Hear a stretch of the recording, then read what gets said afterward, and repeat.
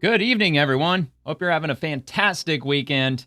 It's Saturday. It's October 25th in the year 2025. Halloween is just around the corner. Speaking of which, I just learned that the next full moon on Halloween and falls on a Friday will be in the year 2036. So it'll be Friday, it'll be Halloween, and it'll have a full moon out.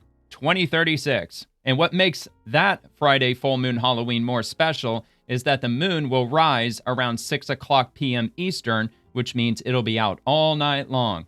And the next Halloween full moon on a Friday after 2036 won't be until the year 2113. And going into the past, the last time we had a full moon Halloween that fell on a Friday was in the year 1955, which makes me wonder if in Back to the Future, if they thought to put the moon out at night. And if they did, was it nearly full? And I don't know, or waning, right? Yeah, it would have been waning because it was after the full moon since Marty went back in, when was that? November 5th, right? Yeah, November 5th, 1955. It's good times, man. I'm glad they didn't decide to remake that movie, at least not yet. All right, so anyway, I'm going to start with this. I pulled some random stuff, mostly political in nature. I found a lot of posts from Democrats, Republicans, pundits, political pundits, and just everyday people also. So this should be fun to go through. And it's all recent stuff from the last couple of days at the most. So I'm just going to dig right into this. So I'm starting with the leading report. Breaking: Maine Democrats reject a bill targeting AI-generated child pornography. And that kind of makes me wonder what AI models out there are allowing this to happen. And not out of personal curiosity, just as far as the law is concerned. Why would any AI or company that has AI models even want to tread anywhere near that direction, just legally speaking? Because this should absolutely be a crime. And it's kind of scary that this isn't already on the books, but doesn't surprise me because AI is still fairly new. I first heard about AI image generation when like 2021, I think it was, maybe in 2020. They called it stable diffusion back then before they started using the word AI or the acronym AI because it sounds sexier, a lot sexier than stable diffusion, even though, AI imagery, AI video, it's not really AI. It's not actual artificial intelligence. It just sounds better. So anyway, I did pull this up on Grok pertaining to this bill, which happened in Maine. LR 2652, an act to make artificial intelligence-generated child pornography illegal, is the bill in question. It was introduced by Rep. Amy Roeder, who is a Democrat from Bangor. It aimed to amend Maine's existing child pornography statutes under Title 17A, May revised statutes, to explicitly criminalize the creation, possession, or dissemination of child abuse material generated or enhanced using artificial intelligence. This would have closed a legal gap as current laws primarily cover real or morphed images, but not fully AI synthesized ones depicting minors in S-word acts. The bill was blocked on October 23, 2025 by a 5-5 tie in the Legislative Council during screening for the second regular session of the 132nd legislature, with 4 Republicans and 1 Democrat in favor. I'm assuming it's the one who introduced the bill, voting in favor to pass this, and 5 Democrats opposed. So, yeah, it indeed was Democrats who rejected it. Why would any of these Democrats reject this? I mean, why? Are they of the same philosophy that we should get rid of the word pedophile and we should replace it with minor attracted person? Because they're minor attracted people and they should be treated as such. We should have sympathy and pity on them. No, fuck no. Anyway, I'm assuming those are probably in that camp, those 5 Democrats. Wouldn't surprise me at all. So that happened. That was 7 hours ago. And then I've got this from Amuse. Remigration, after admitting they hired at least 38 and possibly more than 100 illegal aliens as corrections officers in the Seattle jail, the officials announced they plan to fight the state law banning the practice. They offered no explanation for how they intend to get around the federal law that also makes it a crime to employ illegal immigrants. Why aren't we seeing more reporting on this? Well, I could take a wild guess because the legacy media, they're in favor of Democrats, and they want illegal immigrants to run rampant all across American society. And that does beg the question, who, I guess the warden, right? Or is it the warden who runs jails? I know wardens run prisons. I don't know if that's the right title for someone who's running a jail, but you think they would be criminally charged, or whichever hiring entity for the Seattle jail system, they would be criminally charged with hiring people who are legally not allowed to work in the United States. So very interesting to have come across this on Amuse. And Seattle jails employ 38 or more illegal aliens to guard American inmates. Seattle's King County Department of Adult and Juvenile Detention, or DAJD, admitted to reporter Jason Rance that at least 38 of its corrections officers were hired and certified, despite being in the U.S. illegally. A whistleblower complaint claims the total would exceed over 100, violating revised Code of Washington 43.101.095, RCW 43.101.095. So yeah, man, that's happening right now in Seattle. But does this surprise anyone? I don't think it's really going to surprise anybody. Not anybody who's been paying attention to politics for a while. I think what would be surprising is if absolutely nothing is done about it and these same illegal immigrants are still working for the Seattle jail system, let's say 6 months or a year from now. It kind of begs the question, is there going to be an ICE raid at the Seattle jail? And what the hell is that going to look like? And I believe that ICE agents are wearing body cams. I really hope that somebody FOIAs that, does a Freedom of Information Act request on that if they actually raid this jail and arrest a whole bunch of prison guards, because that would just be unbelievably hilarious. And I'm sure Democrats would try to spin it in a way that would try to affect them as minimally as possible. But come on, man, it's got Democrat written all over it. So anyway, this sounds like they're paving the way for their planned UN soldiers occupying us, doesn't it? Yeah, it actually kind of does. They are bringing in a foreign police force to carry out their globalist agenda. I know, man, you can't make this shit up. It's crazy. Greg Mitchell, hey, the Justice Department, you need to look into this issue ASAP. How in the world are illegals allowed to be corrections officers? What the fuck? Give us a break. Deport them all. Sounds like jail officials need a visit from the DOJ. No, they need a visit from the ICE. That's what they need a visit from. Harmeet K. Dillon, AG Pam Bondi, take care of this. Everybody that signed off the employment needs to be charged with aiding and abetting. I don't know if that would be the right charge. Maybe it is, but I mean, just simply hiring illegal immigrants. I mean, I think that would be enough to criminally charge them. I don't know the exact statute. I don't know the legalities behind that, but I know it's a crime. It's a crime to do so. And why aren't they using E-Verify? Isn't E-Verify there for specifically that they could run names through the system to find out if they're legally allowed to be working or not? But whatever. Moving on to the next crazy-ass thing, or maybe not so crazy. Hunter Eagleman. Wow, Senator John Fetterman calls on Republicans to nuke the filibuster only in cases of government shutting down, so it no longer would require 60 votes to remain open. Maybe they could do that. Maybe they could just, get rid of or destroy the filibuster only in certain instances. I suppose that might be possible. Isn't that weird that it apparently only takes a simple majority in the Senate to change the rules, but you need a 60 vote or 60% vote in order to pass anything, at least pass anything related to spending. I just think that's just really interesting. But that can always come back to bite Republicans in the ass, because if Democrats take back over the Senate, then that rule is going to still be standing, and they could wield that against Republicans. Perhaps, maybe not just in the case of the government shutting down. They might actually revisit the nuking of the filibuster and not only apply it to the government shutting down, but apply it to everything, which I'm sure would be kind of catastrophic, probably, especially knowing how Democrats have been running shit lately. So anyway, let's give this a watch. I just know that two things must be true in this situation right now. SNAP depends on 2 million Pennsylvanians to feed themselves, and I believe it's about 40 million Americans across the nation. That's a big deal right now. 42 million, that's the number I read. We all realize that a lot of the premiums are going to go up, and we might want to address that too. We can support those two things, but I think it's fundamentally wrong regardless to shut our government down for those things.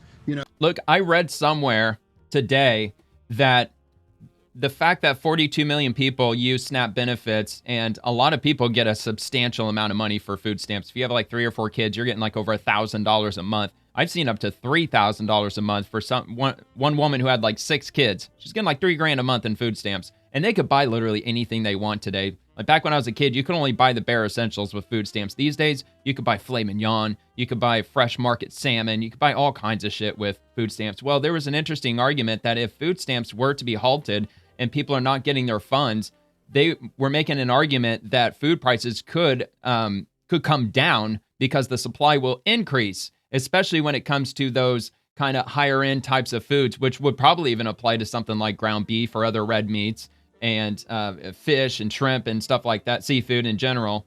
So I thought that was an interesting argument that was made because I believe I just in passing, just off the top of my head, I threw that out either on last night's Swamp episode or the episode before, just mentioning that, like, if all these people just stop getting food stamps, they're going to have to just resort to getting the bare essentials because now they're going to have to dip into their own money. They're not going to just be throwing all this money away because it's not even their money. Not that they're exactly throwing it away, but I think you know what I mean. Like people who get $1,000 in food stamps every month, especially if they only have like one kid, they're splurging. They're splurging on lots of shit. And I bet they're probably quite wasteful when it comes to, food that they just toss in the trash because they bought a lot more food than they could realistically eat. But anyway, here, I'll continue. The Republican side has their priorities. We have our priorities. I think we have to agree that our government must be open.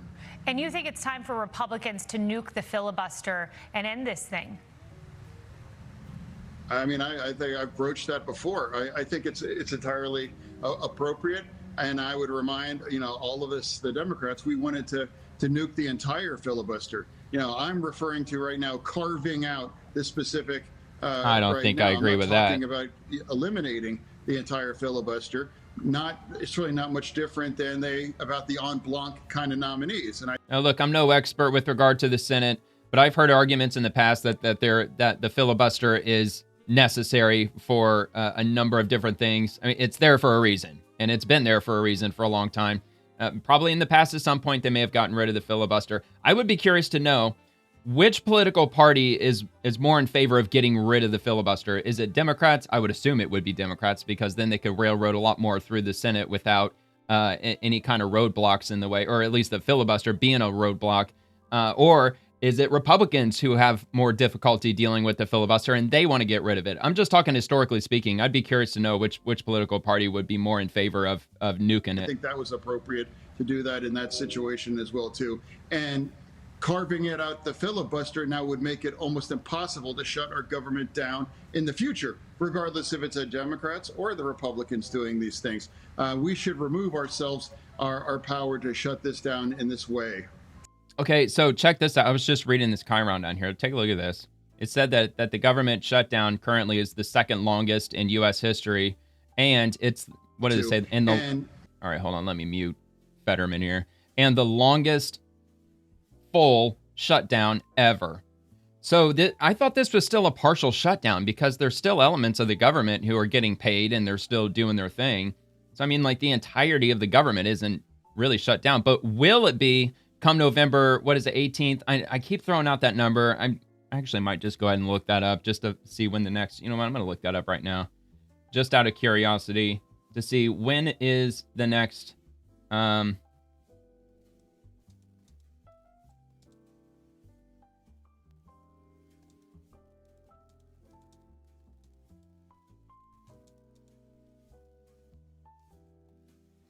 I know it's in November. I know it's coming up in a few weeks. I can't remember if it was November 18th or 20 or 30th or something like that. So let me just get the numbers straight and then I'll try to remember it.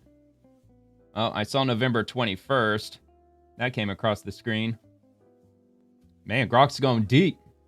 He's going deep, deep. Senate.gov, Politico. I mean, come on, man. This is a very simple question. It shouldn't require an insane amount of research.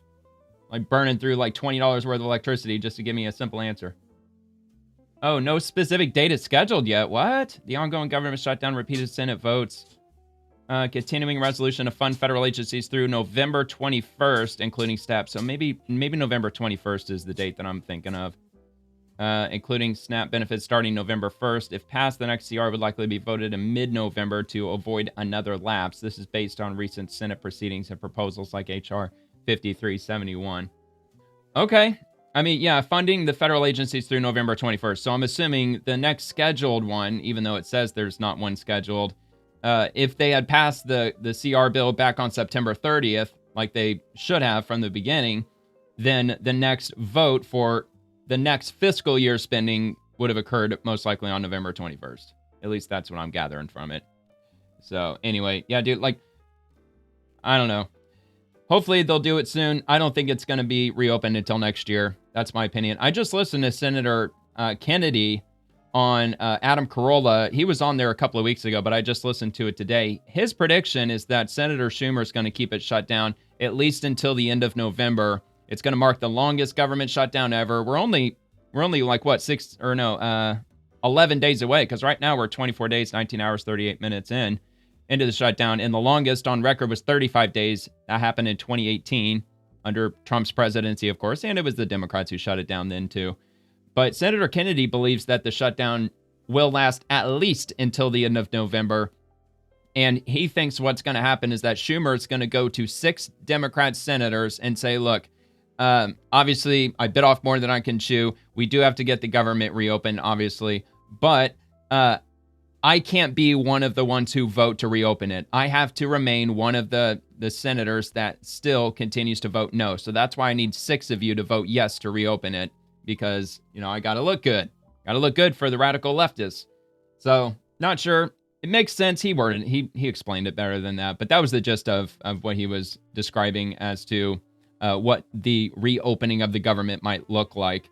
And he stands with the Republican, or he believes, from what he said, that Republicans stand by his thought process, and that's the Democrats are not getting any money. They're not getting $1.5 trillion. They're not willing to negotiate with anything having to do with healthcare, especially with the illegal immigrants. I mean, they're willing to negotiate on the healthcare, but they insist on opening the government first. Then they can talk about Obamacare, and Senator Kennedy was in favor of that too, and he believes all the Democrats, or the Republican rather, senators have that same thought process too when it comes to the government shutdown. So personally, I think it's going till the end of the year. I believe it's not going to be until 2026 when we see any signs of it reopening, but I certainly hope I'm wrong. I really do. Okay, so Kevin Dahlgren, homeless 5 years in Portland. That's how long this guy's been homeless in Portland, Oregon. He calculates he's received thousands of meals and hundreds of different tents, and also hundreds of pipes. So, I don't know, crack pipes, weed pipes, meth pipes, from harm reduction workers to stay an addict. Not once has he been offered the permanent solution. And this is why I call it the homeless industrial complex. That is I don't think I've ever heard homeless industrial complex. Makes absolute perfect sense to me. Look, California, they spent $24 billion just on homelessness in the last 5 years. And that amounts to over $130,000 per homeless person. And over the last 5 years, has homelessness increased or decreased in California? I think the answer to that's pretty obvious. Of course it's increased substantially. So anyway, let's hear his story. How many years you been homeless in Portland? 5. 5 years. I'd like you to count how many times you've been approached by an outreach worker offered you the permanent solution. Never. You know why I knew you were going to answer that, or you're going to say 1 or 2 times. And that's the sad thing. Now, what you have been approached by 1,000 times is harm reduction workers, people giving you food, water, blankets, tents, but nothing to really break that cycle, brother. Yeah. And that's just not helping you at all, man. That's sad. And that's what I'm trying to raise awareness, that not enough is done to help break that cycle, brother. Yeah. It just keeps you down. And I hate seeing that, because you're such a nice guy. I hate seeing it, brother. So anyway, that's just what I wanted to say, and I appreciate your honesty, brother. Thanks. Oh man, I feel awful for him. Yeah, it's horrifying, and it should be infuriating what Democrats have done with the homelessness situation. It's just like what they're doing with food stamps, with welfare. They're trying to keep people locked into that system and dependent on them. Because if they stay dependent on them, then they can count on their vote. I don't know if the homeless are voting. Wouldn't surprise me in the very least if these quote-unquote nonprofit organizations are going from, going from homeless camp to homeless camp and collecting ballots from them. Wouldn't surprise me for a second if they're doing that. even if they're enticing them with, I don't know, money or food or a little this, little drink of that. Here, if you fill out this ballot, I'll give you A, B, and C. Not sure that sounds illegal, but I mean, come on, man. Democrats, they don't give a shit what's legal and what isn't legal.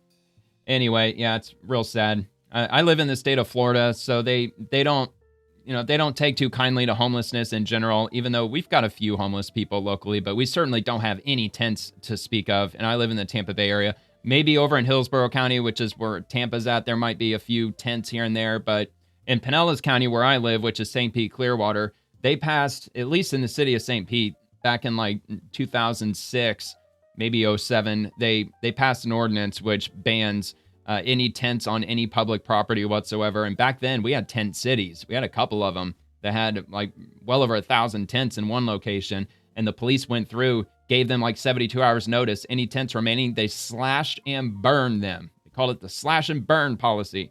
And ever since then, there really wasn't a huge homeless problem here. Like I said, you see them around here occasionally panhandling and whatnot. But I mean, it's nothing like what you would see in blue states. So, I mean, I think that actually really, and as far as the homeless individuals are concerned, I think that actually helps them more than anything, because if you make it difficult to be homeless, you're not going to see a whole lot of homeless people. As long as they've just got something like concrete in place to get them out of homelessness and help them, whether if it's, work assistance or, even like government benefits in some cases, or shelters, things like that. But as long as they don't, just keep throwing them the same thing for forever, like Democrats tend to do. All right, so Amiri King, it has become apparent to me that food stamps have been nothing more than a bargaining chip to pacify a lazy, low IQ culture that doesn't want to work or contribute to society. Our taxpayer money has been spent on appeasing a violent, thieving culture, and I'm sick of it. Well said. See what he has to say. They done cut off the food stamps and the EBT, so that's 100% finna affect everybody that's still in the hood, or at least on Section 8. You feel me? We've been on it our whole entire life. You feel what I'm saying? Without it, you feel me? More people definitely would have been getting robbed. I ain't even gonna lie. With that being said, I know that the crime rate about to increase by like 5,000%. Oh yeah, in the short term, he's absolutely right. Although there will be some problems. Well, actually, I don't think that's really going to be a problem. They're just going to bring in like freaking hammers and baseball bats and shit. But when they go into some of these convenience stores where they've got everything behind plexiglass, they got everything behind plexiglass. They even have like individual candy bars behind plexiglass. It's like the world's largest vending machine or some shit. Like everything you want to get, you have to go see an associate and they have to unlock everything. Every bottle of shampoo, every box of cereal. But those might be a little hard to ransack. However, I'm sure that there's probably a lot of grocery stores in deep blue cities that don't have everything behind plexiglass. I think he's absolutely right. I think in the short term, there's going to be a lot of looting. There's going to be a lot of funny business going on, to put it lightly. Not at the fact that they trying to tax 74% on anybody making under 30K. So that's going to automatically. Those stores, they're going to bail. The crime rate up like another 10,000%.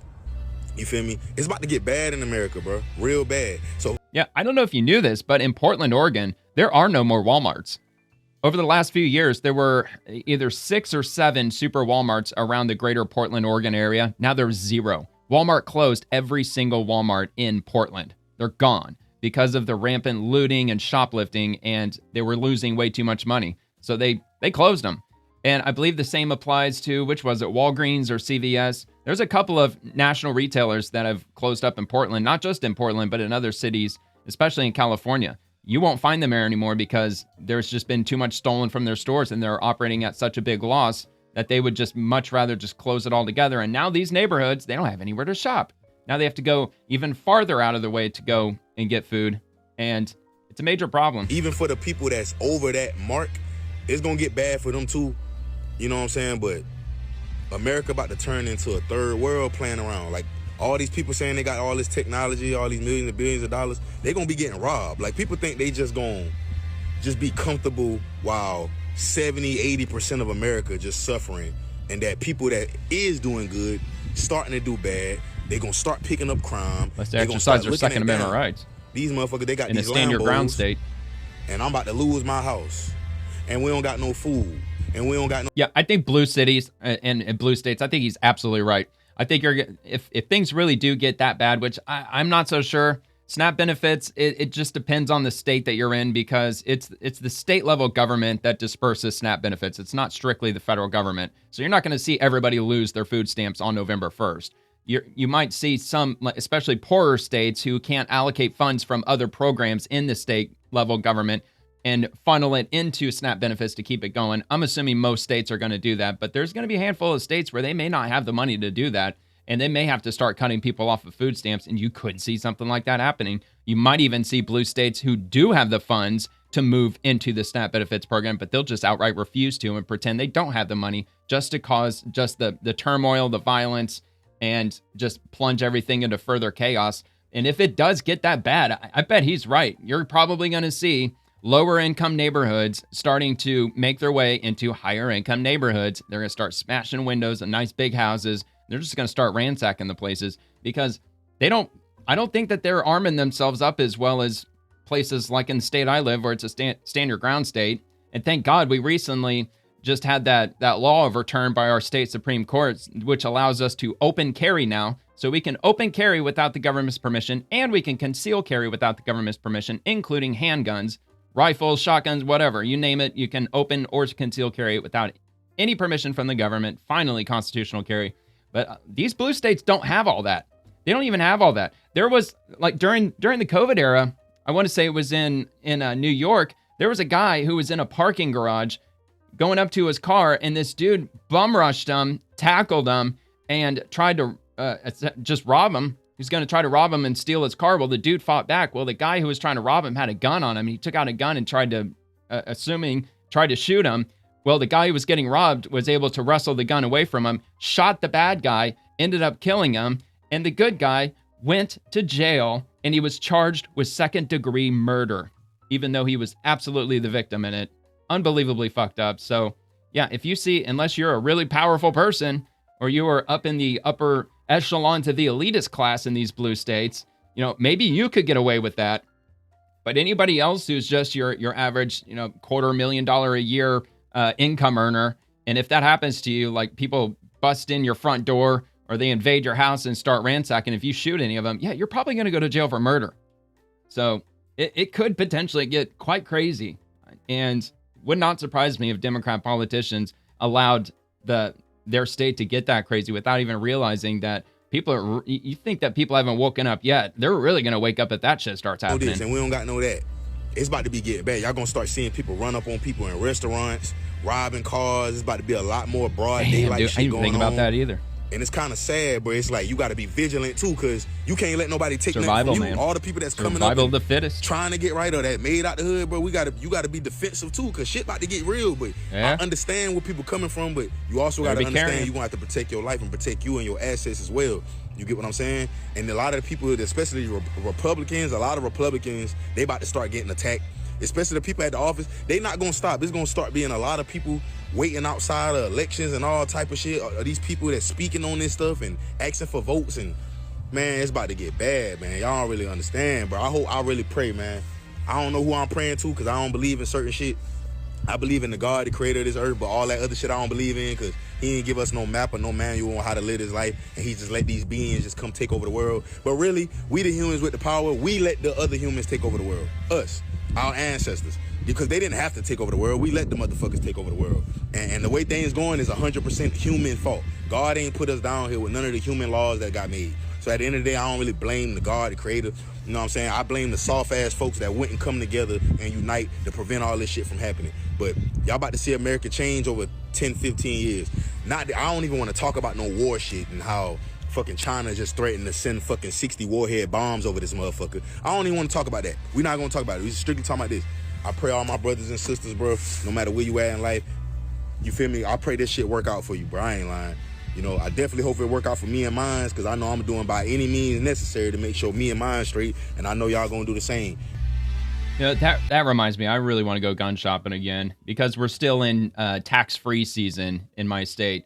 So I believe it's still happening right now. I think it goes on until the end of the year, I think. That you can buy a firearm in my state and you don't have to pay sales tax on it. And that includes ammunition. So, yeah, because ever since they passed the open carry, or they overturned it, kind of a celebratory thing. I can go out and get one. Why not? I mean, I've already got several firearms. I just want to get one that's a little easier to conceal. I've got one that I can conceal. It's just it's a little too heavy for my liking. I just don't like lugging it around. It's just a bit of weight. I already got my eye on one. I already know what I'm going to get. I'm not going to say it here, but maybe I already say it. I probably said it a couple of weeks ago. Whatever. But anyway, yeah, I mean, looking forward to that. Maybe I really should go do that tomorrow. I should do that tomorrow. I don't really have any other plans going on. All right, Eric Daugherty, just in, viewers are demanding an immediate retraction after MSNBC claims President Trump is now plotting to deploy the military nationwide to kill anyone he wants within the country. You can't hate these people enough. They are absolute effing psychos, man. On Helene's point about the possibility here of war crimes. I mean, even the fact. Yeah, see, that, and they hide behind that, like the word possibility. Or you threaten to kill somebody and then they say, well, just in Minecraft, bro. Like it's only in Minecraft. They try to use just stupid word games to try to cover up what their true intentions are. And they do that shit all over the mainstream media all the time too, and it's freaking frustrating. That there are officers who are having that conversation tells you about the 5-alarm fire that we are in, because the Trump administration claims she even looks deranged, man. Lawfully kill people. She's freaking out simply because they are suspected of drug trafficking, like enemy troops, instead of arresting them for prosecution. Does that match your understanding of the law? No, not. But do troops historically do that? Do troops? I mean, look, if they had the ability to arrest them as opposed to killing them, I think I would probably lean toward them arresting these drug traffickers, these narco traffickers. We don't know the extent, just like that lady. She doesn't know the extent of what's going on with these drug traffickers. They're probably armed to the teeth, and they're transporting millions, literally millions of dollars worth of drugs from Venezuela to wherever. Name your Caribbean island that they're traveling to. So, and maybe they just don't want to take that risk.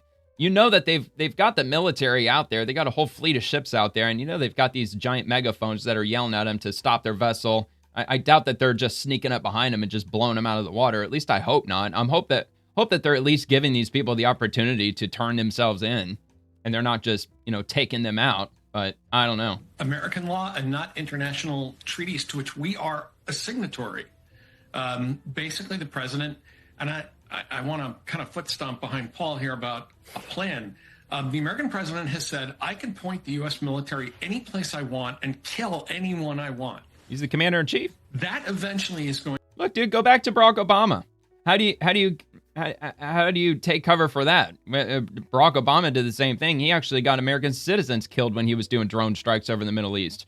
And those drone strikes, they weren't out in the middle of Iraq or in Afghanistan. They were, I honestly, I can't remember which one it is. It was a long time ago. It was like over 10 years ago. But I know that there was an American citizen, I believe it was at a wedding, that was drone struck by a drone, and it killed dozens of people, including like one or maybe two American citizens. There were multiple instances of Barack Obama doing just that. He didn't have congressional approval to do that, but he did it anyway. And everybody just called him the darling president. No, regardless, the Nobel Peace Prize president. To become a principal in the domestic use of. It looks like Woody Harrelson. Yes. He is acclimating people. Want to go eat me a Twinkie? That the military is his private army, unconstrained by law, unconstrained by norms, unconstrained by American traditions. And that, I think, Barack Obama set the precedent, dude. Anything to do with drugs. I mean, sometimes I wonder how far he's going to go to stop the release of the Epstein. Matter of fact, I would say President Trump has a lot more authority than Barack Obama did, because even though I'm sure they had intelligence to some degree before carrying out these drone strikes, they were taking them out. They were taking out people in the Middle East under Barack Obama just based on them being suspected of terrorism, which is a really blanket term. And in Trump's case, they've got narco drug runners that are on vessels that they blow up. And I mean, I guess I'm taking them at their word for it, but they say that once they blow up these vessels, that there's packages of drugs all over the water after it's been blown up, which it seems to make sense. So files and how many distractions he's going to throw at us. But this is about getting out from under. Look, and again, I don't mean to keep pausing, but even in the case of President Trump, when they've got the Navy out there, they have the ability to try to communicate with the vessel, trying to outrun them with drugs to inform them that they need to stop, as opposed to when Obama was doing drone strikes, These drones don't have megaphones on them. These drones would just like basically stealth mode, really, hovering like, you know, X amount of thousands of feet up in the sky, and then they've just dropped bombs on them without any notice whatsoever. They didn't even see it coming. They didn't stand a freaking chance. Perhaps the narco terrorists that Trump's going after, I would at least hope that they're giving them at least an opportunity to stop and turn themselves in. So, and if they're not doing that, then I stand against that. I think that they absolutely should be doing that. His already dismal record, his record low approval ratings, his struggling with a Trump scandal, does not have low he is approval now ratings. saying, I am He's going over to acclimate 50% across the American board. public to the use of military force anywhere I Democrats deem in it Congress have a very low approval rating. appropriate under any circumstances. And I may well, the I think it's like president may be 17%. thinking, I may well have us in a war by the time 19. the elections roll around, which will enable me to say any opposition to me and my party is basically treason and unpatriotic. Tom Nichols, your brain and my brain have gone to the exact same place. Yeah, it's called Trump derangement syndrome. That's where it's gone. All right, moving on. Dustin Garage knew Omar Fateh. He says that if he's elected mayor, he will order the Minneapolis Police Department to arrest federal agents if they are masked while enforcing immigration laws. If you're looking to see what's going to trigger the next civil war, this is definitely going to be an element of it, because we don't really know what's the shot that's going to be heard around the country. I know they say around the world, whatever, that sparks off the civil war. This could very well be it. If the mayor of Minneapolis directs his police department to arm up and pull their guns out on federal agents to arrest them for simply wearing masks, that shit is going to get really hairy, man. So let's hear what he has to say. And a commitment was made to direct Minneapolis police to arrest federal agents. That would be dangerous. That would be irresponsible. They don't have the jurisdiction, And my I don't simple think. question is, how would our police officers do that? How would our police officers They can't. arrest federal agents when, simply put, they have much bigger guns and it would be illegal? And that's part of it. That's We should actually dig in on the answer to this question, because this gets to the crux of the issues that we actually deal with. You committed to arresting federal agents. My simple You're going to get your officers killed. That's what's going to happen. Yeah, well, if there's any federal agent that has a mask on, that should not be allowed in our city. I agree with that, but how? Oh my God, dude, this dude's running for mayor. Oh my God. Well, we can work with our state partners. We can work with our attorney general. We can work with it cross-jurisdictionally. We can work as a city. But specifically, how would you arrest them? The reality Because is, this would put our neighbors in danger. He has no idea what the hell he's doing. Oh my God, dude, could you imagine? I think that dude would be way worse than Mamdani running for New York. I mean, at least Mamdani sounds like he's got a pretty good degree of intelligence about him. He's just a freaking, crazed socialist. Wow, dude. I'm going to have to look up more on this guy. You know what? Here, I'm going to repost that, and actually, I'll just leave it. You know what? I'll give it a like, too. I want to make sure that I remember that, because I'm going to look up that dude's name, Omar Fateh. I'm going to try to learn how to pronounce his damn name, first of all, because I suck with names. But I'm going to look up more stuff, because I bet he's got a lot of unhinged shit on here on social media for sure. All right. Eric swallows well. When Democrats win the House, accountability will be restored in Congress. It got ratioed, of course, 1,900 likes, 2,700 comments, which means there was a lot of unfavorable remarks.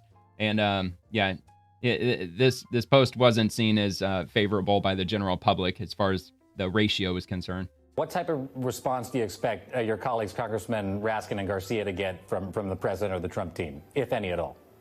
Yeah, well, we know that this is why winning elections matters. And, we can send letters to the White House and telegraph what we're going to do when we're in the majority. And we have every intention of being in the majority. But Democracy Forward and other organizations, and Mark Elias is one of the leaders in many of these organizations. They're so critical right now, because without a Congress that checks abuses and corruption, you need a court to go to, and you need an independent judiciary. And so these organizations, also the ACLU, What, like your have precious been quite Pfizer? effective in putting Is sand that in what the is gears Pfizer court? of the president's corruption. But 2 weeks from now, we will know what kind of midterm picture we're going into, Jacob, because you have 4 elections that are going to tell us what the environment is. You have Prop 50 in California, where we're going to match the 5 seats that were taken in Texas. You have the Pennsylvania Supreme Court, where 3 Democratic justices are up for retention. And of course, the governor's races in New Jersey and Virginia. We win those 4 races. That's momentum, and that should worry Republicans that when we're in power, there's going to be accountability. Dude, not really, man. There is absolutely, well, there's plenty of reasons why those politicians should lose in those states. However, it wouldn't surprise anybody at all if Democrats won in those states. They're deep blue states, man. So this whole thing, effort to steal $230 million from the American people. So Trump demands $230 million from taxpayers to pay for past investigations. This is the first time I'm hearing about that, so I'm going to look that up. Demands $230 million from taxpayers. I just use Grok because it's just convenient for me. Let's see. I could use ChatGPT. Look, if you prefer me to use an AI model, like if you know of one that's completely as unbiased as humanly possible, I know you can't find one that's perfectly unbiased. I think DuckDuckGo has one that I heard about. I may have to look up that one again, but I welcome any AI model that I can use to look up information. Doesn't have to be Grok. I just use Grok just out of just simple convenience. So yeah, I would welcome any comment as far as that. ChatGPT, I don't know, man. I've heard a lot about ChatGPT leaning left, so that's why I prefer not to use it. But anyway, so Trump demands $230 million from taxpayers.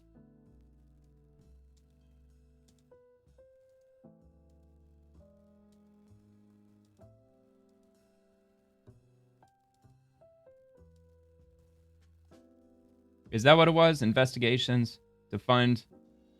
Oh, to pay for past investigations.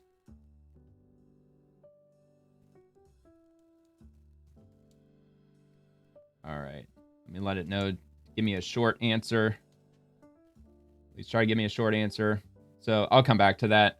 All right, moving on to Wall Street Mav. Germany blew up the cooling towers of another nuclear power plant today. There was no reason to shut them down, just leftist ideology. Now electricity prices are 3 times higher than the United States, and manufacturers are closing.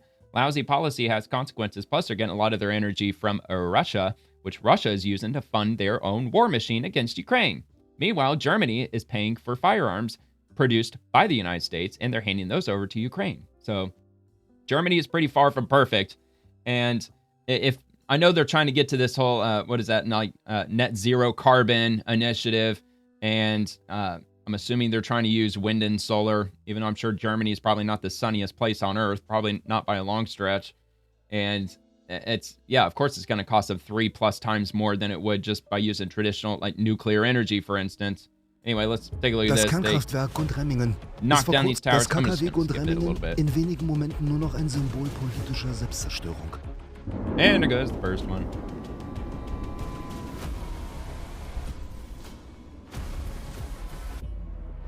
But that facility probably produced enough power for, what, 1 million people or something?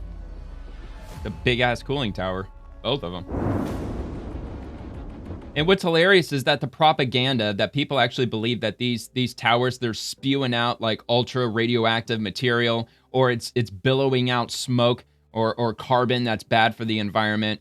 It's complete and total bullshit. The only thing that's spewing out of these cooling towers is water steam. It's just steam. It's water. It's just water going up into the atmosphere.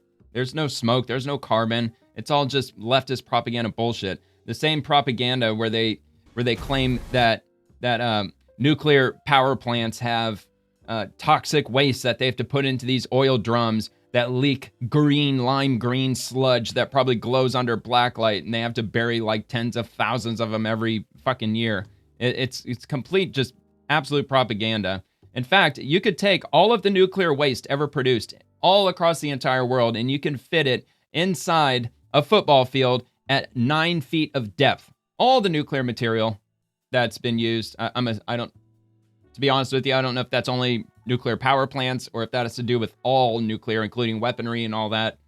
All I know is that spent nuclear material that they bury or they dispose of in one way or another could fit inside an area that small. So not nearly as much nuclear material out there as they lead you to believe.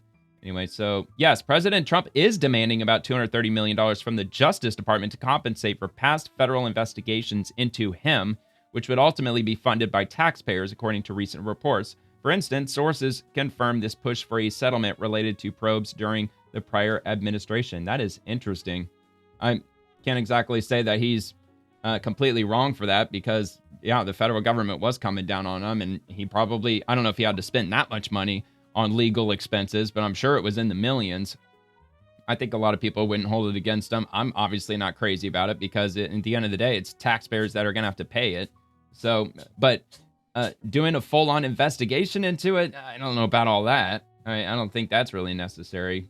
Although I think something like this, he probably should have demanded all that after he's out of the presidency. I think that would probably be a more appropriate time to do so. So anyway, Ian Jaeger. California Governor Gavin Newsom says the DOJ has no business monitoring their elections. This includes demanding voter rolls and calling for voter ID and paper ballots. Why? It's almost as if he wants to fucking cheat. And, I was just on the line because the DOJ is being sent out to California to monitor. Who doesn't know how to clear his throat? Our election. I have an election in November, Prop 50, a statewide election. They have no business, no jurisdiction to monitor it. Why? They have no business to monitor this because we must get this passed because we have to purge every single Republican out of our state level Congress and also in Washington, D.C. We have to replace every Republican member of Congress representing our great state of California in Washington, D.C. Got to replace them with Democrats. I mean, it's already ridiculous. Like they've got, 50 or like 56 members of Congress that are representing California, and all of them, but I believe the number was 7, maybe it's 9, it's less than 10, are Republicans, even though something like 36% of the state of California are Republicans. So they're not being fairly represented at all because of gerrymandering. All right, Sophia Bush, they want to cancel the midterms. Wake the fuck up, people. And this is from Brian Allen. Trump's new defense plan quietly outlines a National Guard response force trained in crowd control and civil unrest to be deployed across all 50 states by April 2026. Let that sink in. You really think that's Trump's agenda? Wanting to cancel the midterms? No. I think that's hilarious. Of course, it's just fear-mongering. It's rage baiting. I believe that I actually probably played this clip on The Swamp on Thursday, I believe. This is during, by the way, this was during the Homeland Security Task Force Roundtable meeting that Trump held this week. Sir, a memo circulating on social media details the establishment of a National Guard response force that's going to be trained in crowd control and civil unrest and deployed in all 50 states by April of 2026. Can you verify the authenticity of that memo, and do you have any more information on the operations? That sounds unsettling. I'm not going to answer particulars on something that may be in the planning process, but we definitely do have multiple layers of National Guard response forces, whether it's in each state, whether it's regionally, whether it's Title 10 active duty, whether it's Washington, D.C. We've got a lot of different ways that constitutionally and legally we can employ Title 10 and Title 32 forces, and we will do so when necessary. All right, well, if it's already constitutionally standing, it is what it is. If they're trying to create aspects of the National Guard that would be deployed nationally and engage in things like crowd control, that sounds awfully dangerous to me. Maybe not under President Trump, but I'm thinking in the future, if Democrats get full control over Congress and the presidency again, imagine how they would wield that as a weapon against the people. That would be the really scary aspect of it, in my opinion. Anyway, I meme, therefore I am. Doctor tells her patient an x-ray for an elbow injury costs $100 with insurance, but only costs $32 paying cash. Dude, I want to know where they're getting their medical care from, because $32 that they pay cash for an x-ray, that's a hell of a bargain. So what exactly are we paying insurance companies for? Yeah, I got a remark on this. Actually, I think I left a comment on this, but let's play this first. Look, I know some of you guys don't believe me, but here's an example. So today I saw someone with an elbow injury, and we were talking about options for getting it checked out. I think she needed an x-ray just to make sure that there wasn't a broken bone. And when we got to talking about x-ray options, we hesitated because she has a high deductible health plan. She's had a lot of medical expenses recently. She really wasn't super excited to add another one. And so I compared, what we estimated would have been, around $100 for the x-ray with insurance. With our cash pay rates, because we have a relationship with a local radiology office. And the cash pay rate was gonna be about $32. So she said, heck yes, let's just do that. I'd rather pay out of pocket and then be done with it instead of waiting for insurance to bill me a lot more. Absolutely ridiculous. And this is nothing new. They've been doing this for years and years. Here, let me see if because I have a feeling I know what comment that I left on this. Maybe I did. Okay, yeah. So listen to this. A CT scan in an emergency room costs about $8,000, at least where I live. It's roughly about that because I've had CT scans done before. It's been a while. It's been like 10 years, so it's probably a lot more than $8,000 at this point. But if you pay out of pocket, they'll charge you less than $2K is still ridiculous, as it costs the hospital a couple $100 at most, which it does. The cost for the CT scan machine costs a couple $1 million. They use the same machine for 10 years, 20 years, and they run probably in an emergency room setting, they're running 20, 30 patients through that machine daily. So when you calculate all that over a course of 10, 20 years, including the hourly rate of the technologist that's doing the CT scans, and also the cost of the doctor that's dictating or the ones that are interpreting your CT scan and dictating it. I mean, all said and done, it can't cost more than like maybe $150 realistically to do a CT scan on a patient. But yet they're charging your insurance $8,000, if not more, probably even more at this point. All right, moving on to Mila Joy. Antifa member freaks out when he discovers someone has put up a poster with the Antifa names and faces. That is hilarious.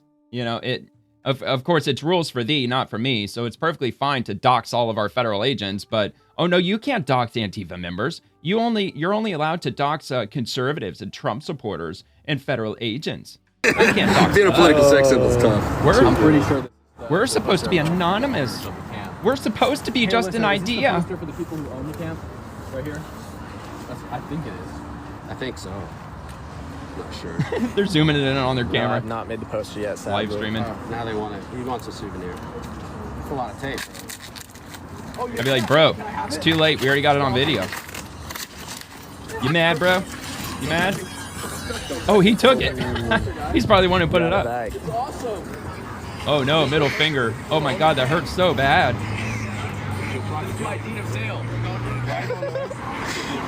It looks like they're taunting him. We got it. Okay, bro, we'll be back later. We'll shimmy up the top of that telephone pole and we'll just stick it up there. We'll blow up the images, make them like, I don't know, like 18 by 24 and just start putting them up on like the second floor buildings on the outside or whatever.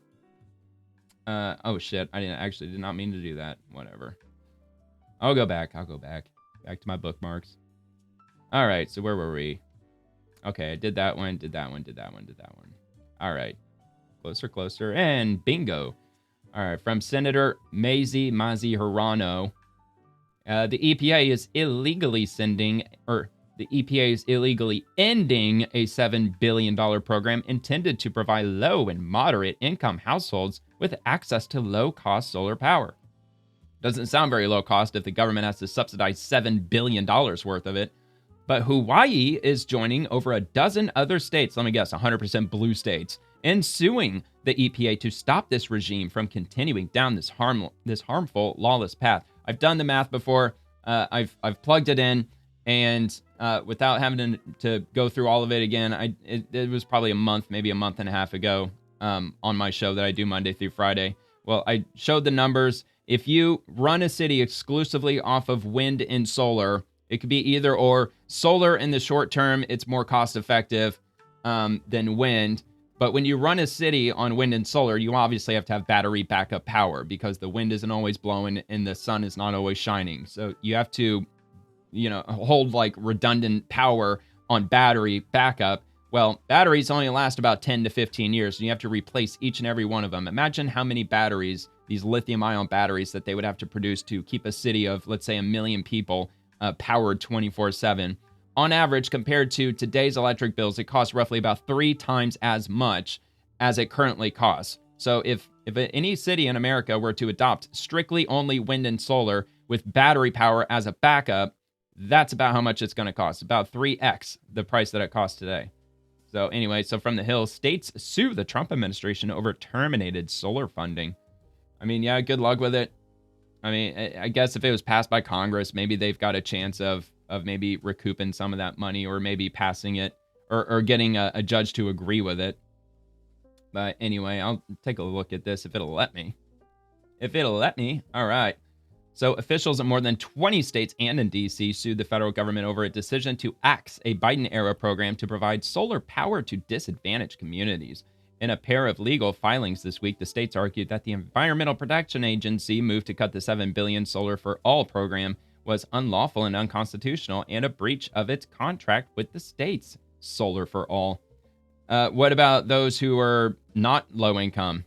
Or solar for all means all. All means all. EPA has no lawful authority to de-oblige any of the plaintiffs' funds because Congress directed EPA to appropriate the SFA funds. EPA obligated the SFA funds, and Congress did not direct that the SFA funds be de-obligated. One of the suits said, and that's the problem with these giant omnibus bills, these super bills, these giant packages that have hundreds, if not thousands of bills all wrapped up into one super bill. That's the problem because all of it gets passed. Even if realistically only a tiny handful of representatives actually agree with it, it gets passed regardless. That's why I think that should be absolutely outlawed. But good luck getting Congress to agree to that because, well, it would take forever if we broke it down and had to pass one bill at a time. And with this instance, we could just take 1,000 of them, wrap them all up together, and we could pass it all in one day, one vote. Yeah, well, that doesn't help the American people in almost every single case because there's going to be a lot of damaging stuff in there that's not going to benefit the people at all. It's only going to benefit special interests and lobbyists and consultant firms and NGOs and nonprofits, all that other bullshit. So the Trump administration said in August it would end the program as part of an effort to save money for the taxpayers. Yeah, see, taxpayers, they like it when you save money.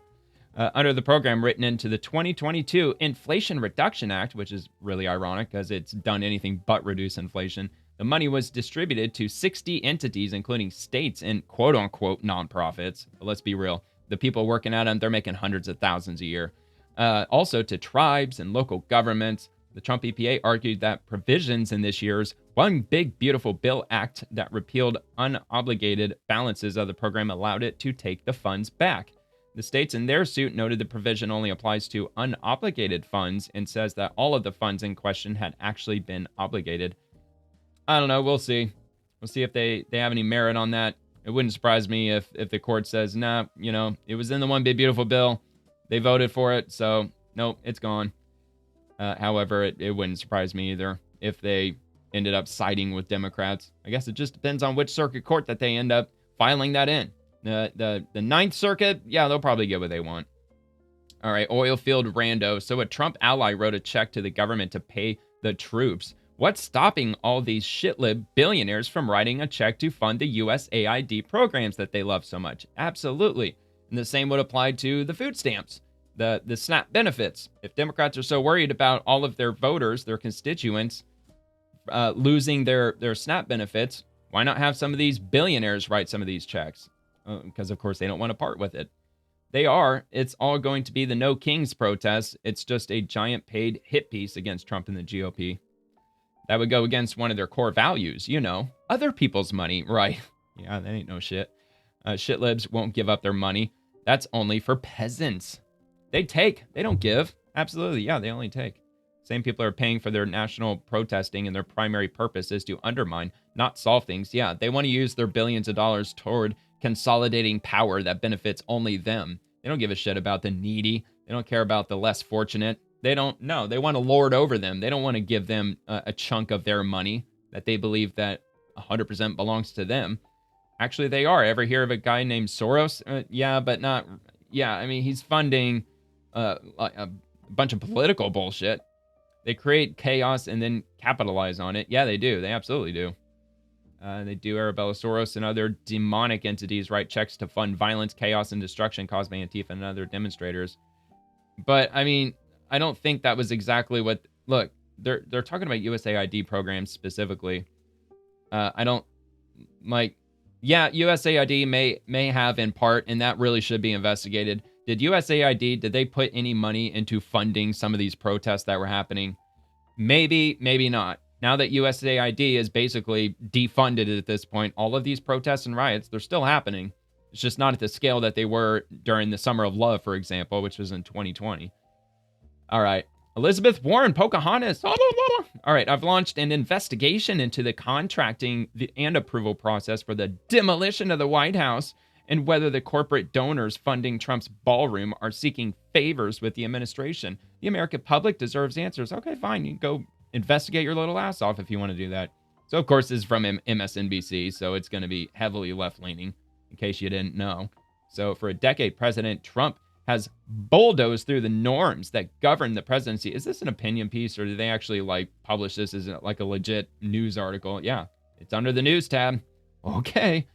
This week, that metaphor turned literal. The East Wing of the White House was demolished at Trump's behest, while bypassing the gauntlet of governmental and private entities normally consulted during major federal renovation projects in the nation's capital. Where the East Wing once stood, the president intends to erect a new 90,000 square foot, $300 million ballroom. The number I heard was $250 million, but who's counting? Paid for with contributions from private donors and major corporations, a number of which have businesses before federal regulatory agencies or are currently subject to Justice Department litigation. It's a long article. They're clearly very pissed off. So I'll have that linked in the description if you're curious to read further into that. But I will look this up because from what I read and what I heard, that he wasn't demolishing the entire East Wing. It was only the outer facade of the East Wing. It's effectively like a driveway, a carport. It's just a covered section of the side of the building where cars can drive up underneath, like an awning, where they could get out. If it's raining, then they can go into the entrance. They don't have to get all wet. But according to MSNBC and a couple other things that I read on social media today, apparently it was the entire East Wing. I don't think it was, but let me just double check to make sure.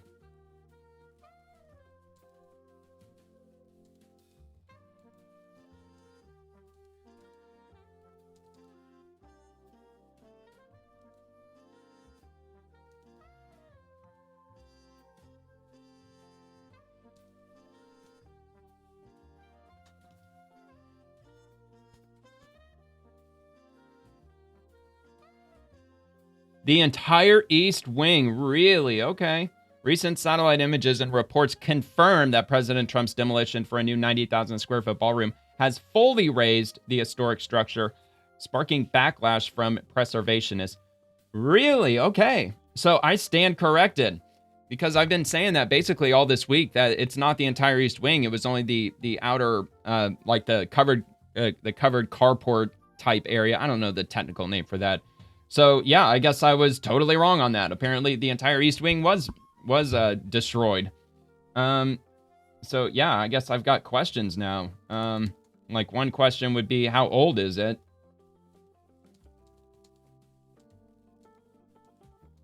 I mean, I trust Google with giving me that answer.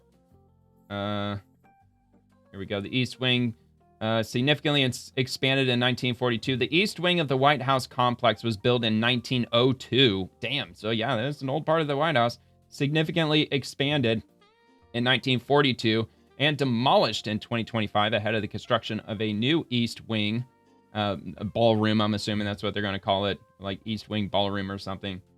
So they've been left stunned and saddened seeing the 83-year-old building tied to every first lady since Eleanor Roosevelt. Okay. Yeah, man, I'm not exactly cool with this, man. I didn't know that he was destroying the entire East Wing of the White House. And I'm obviously not knowledgeable about the East Wing, except for the fact that it was built, 123 years ago. Yeah, man, that ain't cool. What the fuck, Trump? Why the hell did you had to tear down the entire East Wing? I know there's a lot of grassy property on the White House, which I don't know if he would have the authority to expand it out into the actual undeveloped property around the White House, because I know they need space for helicopters and stuff like that. Wow, man. I mean, I'm surprised out on that. So yeah, I guess they do have somewhat of a right to be pissed off about it.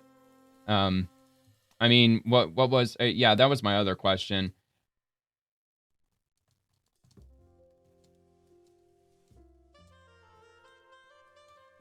Just curious, just to know. Situated on the east side of the executive residence, the building served as office space for the First Lady and her staff, including the White House Social Secretary, correspondence staff, and the White House Graphics and Calligraphy Office, all of which are located or relocated until the new East Wing is completed. The new East Wing is completed. Okay, so they're going to rebuild all those offices and everything.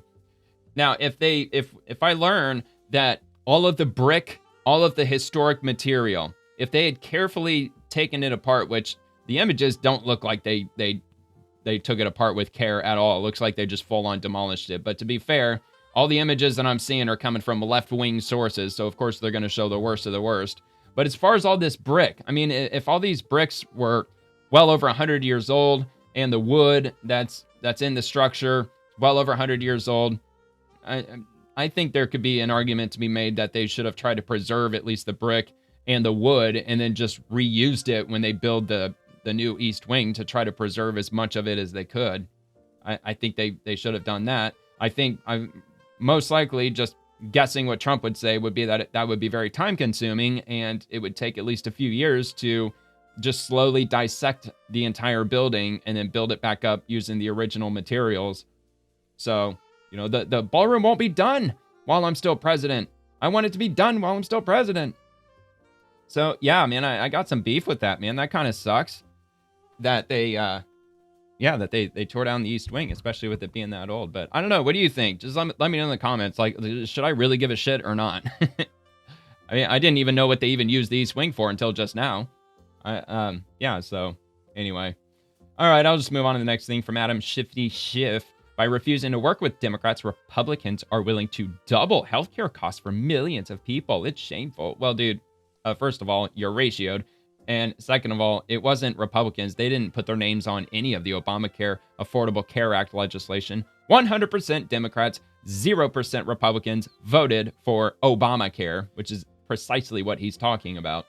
So the reason the healthcare costs are doubling is because of Democrats. And what's really funny is that in 2022, see, I thought it was 2021. It turns out it's 2022 was the last bill that was passed to fund the Affordable Care Act with subsidies, and it was still coming out of the COVID era to try to keep people's healthcare cheaper so they wouldn't have to pay so much each month, but that's at the taxpayers' expense. But it was the Democrats who pushed that through with no Republican support, and it was the Democrats who gave the timeline only 3 years. So it's by the Democrats doing that these subsidies for Obamacare are expiring at the end of November. It was the Democrats who put that deadline on that legislation. It wasn't Republicans. It was Democrats who did that.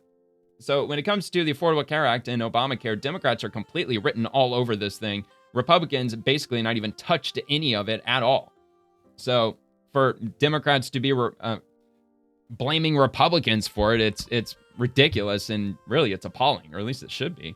So Obamacare is the culprit, plain and simple. 100% Democrats voted, 0% Republicans voted for Obamacare. Yeah, cry harder. Yeah, so just the fact that this post was ratioed, I mean, you're going to get a lot of spicy comments, to say the least. The domestic terrorist demon rat, I haven't seen that used in a while. Demon rat cult is the biggest threat to America. You're not being served with a no-knock warrant, arrested, perp-walked, prosecuted, convicted, and sent to prison for all your corruption, crimes, and acts of treason is shameful. Well said. Anyway, when it comes to domestic terrorism, nobody does it like a Democrat. Remember that in Minneapolis after George Floyd, they called that a mostly peaceful protest, which is hilarious because one of the few trials that I've seen in my life, every single minute of it was the Derek Chauvin trial. I watched every day of that trial from start to finish, and he died of an overdose. It's quite clear.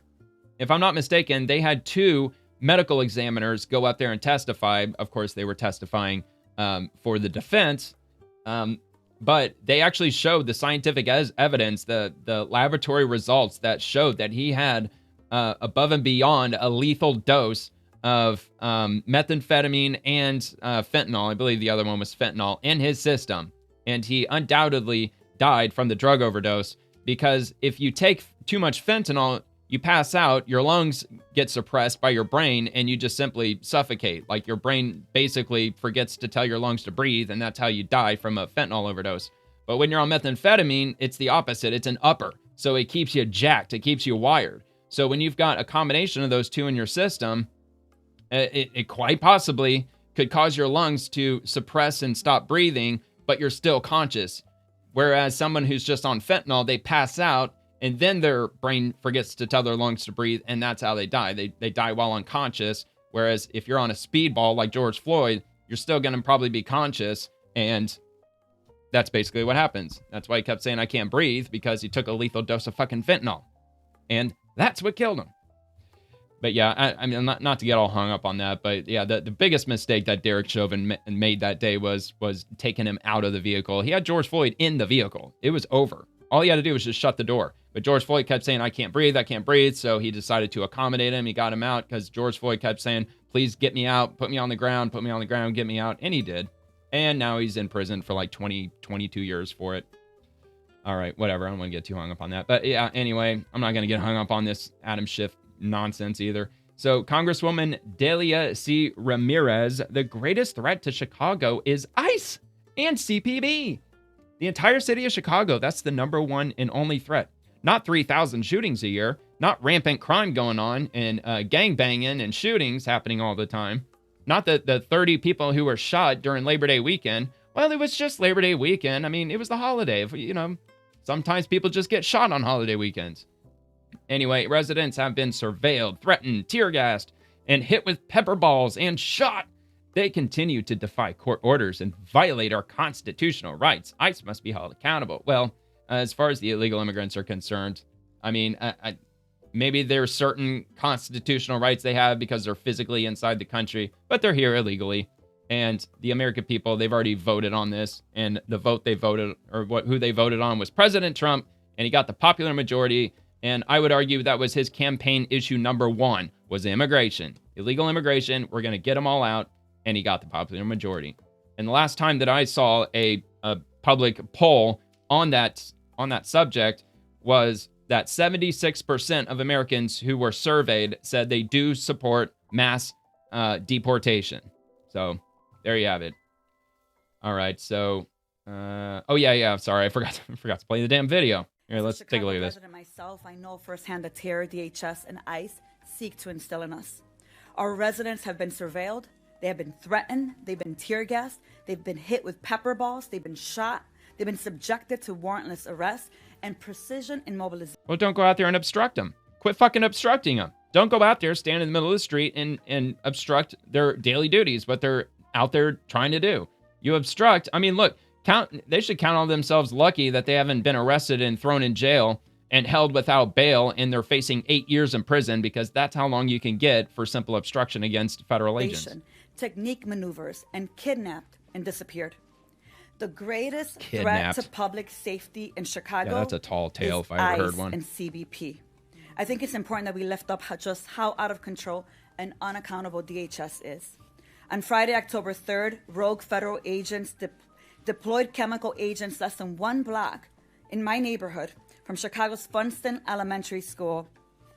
And while warning that a block away, I'm sure school probably wasn't even in session. The whatever. unleashed terror would have on pedestrians, consumer grocery shopping. Would have. And It didn't have it, but it could have. Playing in the school lot. On October 9th, U.S. District Judge Sarah Ellis ordered federal agents in the Chicago area to wear visible identification and limit the use of anti-riot weapons such as pepper balls and tear gas. Mr. Fee, to your knowledge, are federal agents complying with the judge order, yes or no? There have been many instances of violations of the order, and the litigation team, of which I'm a Where part, is have this? been bringing those to in the Chicago? Oh, live from in Chicago. real time. All right, whatever. Yeah, of course, it's going to be, circular logic. It's all going to be an echo chamber in that room. So, yeah, so that's going on. So, of course, it's all just, rage bait nonsense. Of course, that got ratioed too, which means that the vast majority of people do not agree with what she's saying. Of course, she like inflated the language and, tried to use certain language like kidnapping, really, federal agents kidnapping. I'd love you to actually definitively prove that. And 12,000 Americans have lost their lives to illegals. Do you want your kids rapide? I know what the word is, but we're on YouTube after all. or murderette. Worst of the week. And that's from ice.gov/WOW. And counterfeiting, DUI, trafficking, child abuse, exploitation, child abuse, DUI, the R word, child S word assault, DUI, aggravated assault. Yeah, those are the people that Chicago's protecting. Those are just the sweet and innocent individuals. They're just human beings that we're trying to protect from getting disappeared by our evil ICE agents, which a lot of Democrats, by the way, voted back in, 2002, right after 9/11.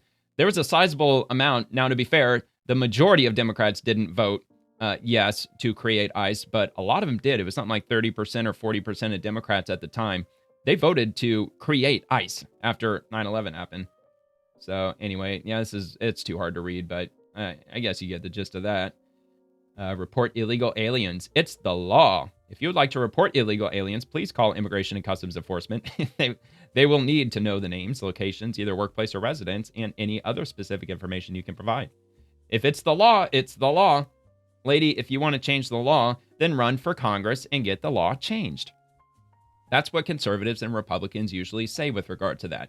If you don't like the way the federal law is, then run for Congress and try to get it changed. That's what you do. You don't just say, well, we're just not going to follow it. We're just not going to do it because we don't like it. We don't think it's a just law. Well, that's not how you do it. It's not how you take care of business.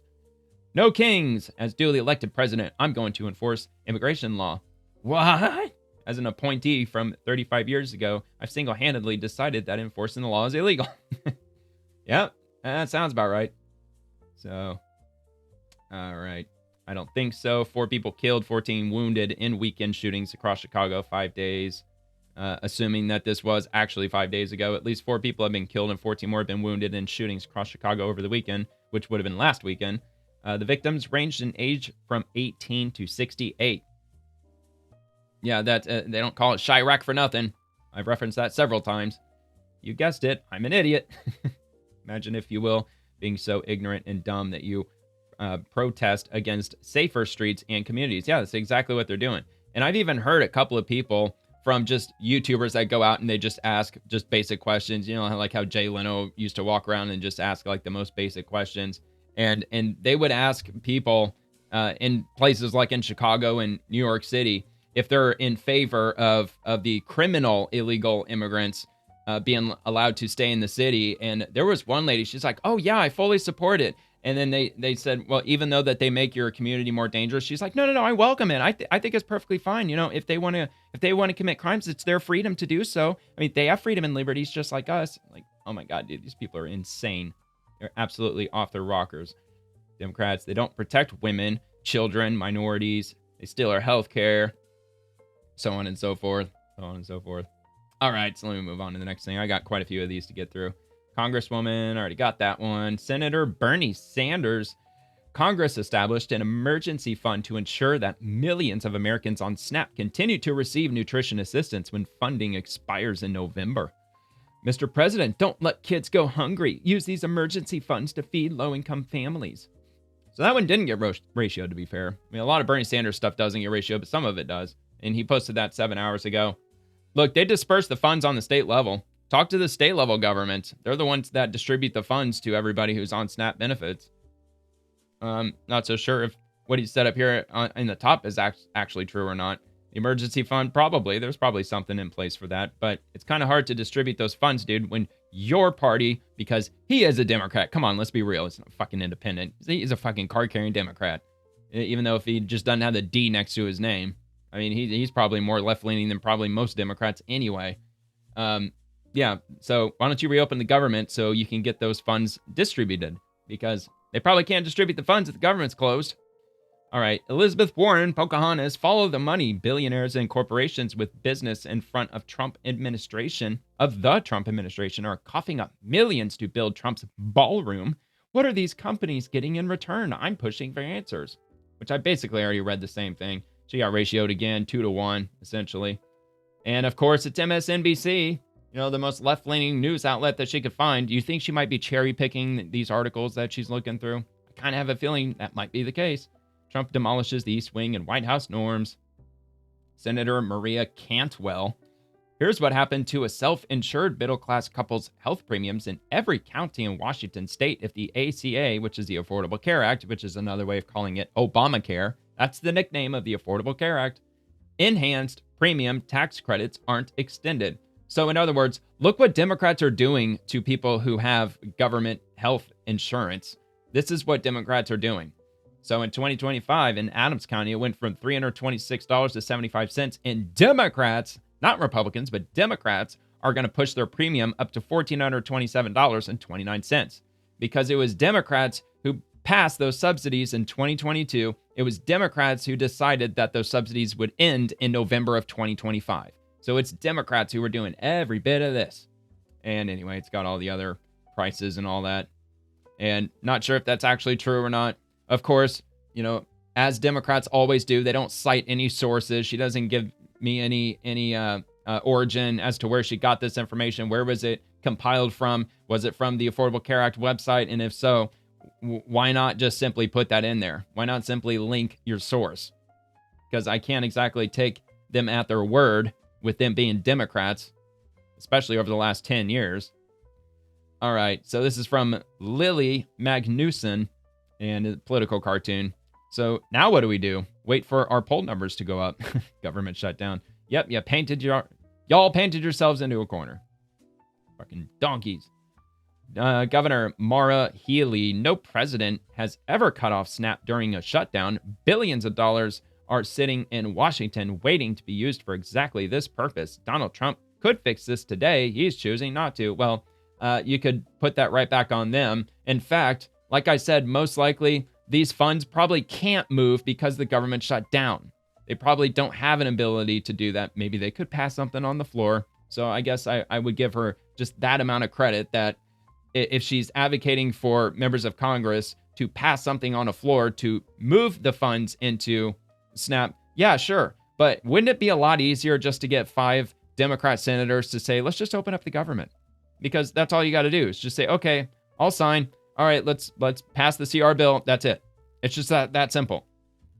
I mean, there's nothing that was added to that CR bill. Nothing at all. It's like 26 pages or 29 pages. The exact same bill that they've already passed 13 times. Democrats and Republicans have passed the exact same bill. During the entirety of Biden's administration, they passed that same CR bill like a dozen times. So there's no reason that they have to shut it down this time because Republicans added nothing to it. It was Democrats who wanted to add $1.5 trillion worth of left-leaning spending to it. So let's hear what she has to say. President Trump has chosen to stop all SNAP benefits to Americans starting it's Trump's fault. next week. So over has a nothing to million do with the people 5 Democrat in the Bay senators. State next week will lose their food benefits. President Trump is making a choice because So like old dude said at the beginning of the video, if you start seeing wide-scale looting and violence, theft, people kicking in front doors of people's houses, it's going to be people like her who caused that to happen in the first place by using this type of rhetoric. Now, sitting in Washington is a contingency fund of billions of dollars that the president can use to make these funds available next week to relieve the anxiety that so many people are experiencing around the country, including in Massachusetts. Yeah, but couldn't you just make an argument to just reopen the government? That way, not only will the SNAP benefits be distributed, but also the WIC benefits for new mothers and small children, as well as the troops getting paid and the air traffic controllers getting paid and TSA and everybody else. It'd be a lot easier just to simply get 5 Senate Democrats. Why are you talking to the American people? Why are you trying to get through to them? And why are you just trying to blow up the president's phone when you could just get a hold of 5 Democrat senators and just say simply open up the government? So I just want to be clear with the public. Come on, it's a rhetorical This is what is question. Like, happening. they know what This the is fuck they're choice doing. that Donald Trump has made. It's to take food away from people, to end SNAP benefits starting next week. It doesn't need to happen. I asked the president and the administration to release those contingency funds for the They duration told you she was blowing up the of the president's phone. shutdown, so that people No pun intended can or be anything fed. like that, you know. I didn't mean to use that exact language, but I think you know what I mean. All right, next order, watch. Leftist militants outside of ICE Portland threatened to burn more American flags, so patriots came and they burned a pride flag instead. Patriots are taking back Portland. So obviously the pride flag is in this grill, which I have to mention, and I believe I left a comment to this effect, that they actually got a grill to burn the flag in, whereas all of your progressives and leftists they hold up the American flag and they start lighting it on fire, and they just throw it down on the sidewalk for the nylon to just melt onto the surface and basically damaging public property. So at least the conservatives were nice enough to avoid damaging public property by using a grill. So, you know, it just goes to show how much common sense is on one side and how the lack of common sense exists on the other side. But the rainbow is not a promise from God, but you're trying to quote... Cam, no teeth, Cam. You just were. This is a better No, it's not the God's promise. I don't want to talk to you. I'm sure you don't. I'm sure you don't want to talk to me. Sure you don't? Yes, you should. Hey, Oh, learn they from took us. rigor. Fire, fire, fire, fire. Does it feel? Oh, wow, was that loud? I just noticed that. Sorry. Cam, no teeth, Cam. How does it feel? All right, let's go to the next one. So yeah, that happened. 28,000 likes, man. That got a lot of attention. Well, Nick Shorter, he gets a lot of attention on the X platform. He's out in Portland getting tons of attention. Actually, if I go to his profile, he's probably got a lot of stuff happening in Portland on his profile. Yep, see like happening right now. Oh, okay, that was on the 21st. 4 hours ago, some woman tried grabbing a DHS agent in Chicago, and she quickly found out why that's a stupid idea. Hope that pavement tasted good, lady. What? Oh, for the record, I believe he's in Portland, and so I'm assuming he just pulled this off of this dude's TikTok profile, Zone Music, but it's only 13 seconds. Let's check this out. Oh, shit. Get up, get up, get up. Get out, get out. What? Fuck. Yo. I want to see that again. Damn, dude. Get up, get up, get up, get up. Get out, get out. Look, I'm of the belief that if a federal agent or any kind of law enforcement officer, if they go hands-on with anybody, they got to arrest them. Like, they have to make a case out of it. They have to put it through the system because they put their hands on somebody else, even though that they're just, you know, like absolute, you know, insane, cuckoo, hair on fire, leftist, feminist, liberal, doing what she's doing. Like, they still have to go through the process. At the end of the day, she's still an American. So I know there's probably a lot of people that won't agree with me on that, but yeah, so anyway, that happened. Didn't look all that good. They should have arrested her. That's what they should have done. And I'm sure there's probably an army of rioters right behind them, and that's why you get the National Guard or you get more agents out there. They've already got over 10,000 people that are going through the ICE training program to be agents. So pretty soon there's going to be a hell of a lot more ICE agents that are going to be out there. So maybe once that happens, they're going to have more ability to not only crowd control, but start arresting all of these people. Like the dude that threw that rock, he could get 20 years in prison for that. Now, it didn't make contact with the vehicle, so maybe not. Maybe his lawyer could have got him off from that. But if it did hit the vehicle, he could have got 20 years, because I'm sure they would consider that assaulting a federal agent, times however many federal agents are in there. Could have been looking at like 100 years in prison. All right, anyway, let me just check out one more from him. So, looks like this was probably in Portland. How much presence outside ICE Portland pisses off the leftists. Practically the whole group abandoned their post blocking ICE's driveway to follow me down the block. Yeah, he's been causing a lot of attention down there lately because he was assaulted. He was pushed to the ground. Maybe it was about a month ago at this point, at least a few weeks ago, when it was Antifa that basically ganged up on him, and somebody shoved him and he fell into like an embankment or something, like some grassy area, and it went somewhat viral.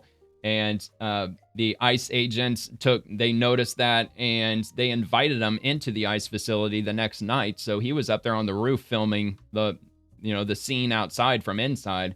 And obviously that pissed off the leftists because now they think he's in cahoots with the ICE agents. So every time they see him out there, they follow him around everywhere, to the point where they're actually abandoning their posts in front of the ICE building, and they're just following Nick Sorter out of there. So DHS can just send me walking down the street whenever they need to get agents in and out. I don't think they need to do that. I think that anytime that they're blocking the driveway to go in and out of that ICE facility, they should be arresting every single one of them for obstruction, because that's exactly what they're doing. And they could get 8 years in prison for that. All right, so let's check this out. It's a little bit of a long one. It's almost 2 minutes. It's like the whole fucking street is coming down here. Oh, wow, yeah, they are. Look at that. They're all following him. Yeah, take my picture. I'm afraid. Just my very existence has triggered the entire... Dude, that is hilarious. This is trash. 42,000 likes. When was this posted? Oh, last night. Okay. Walked all the way from down there.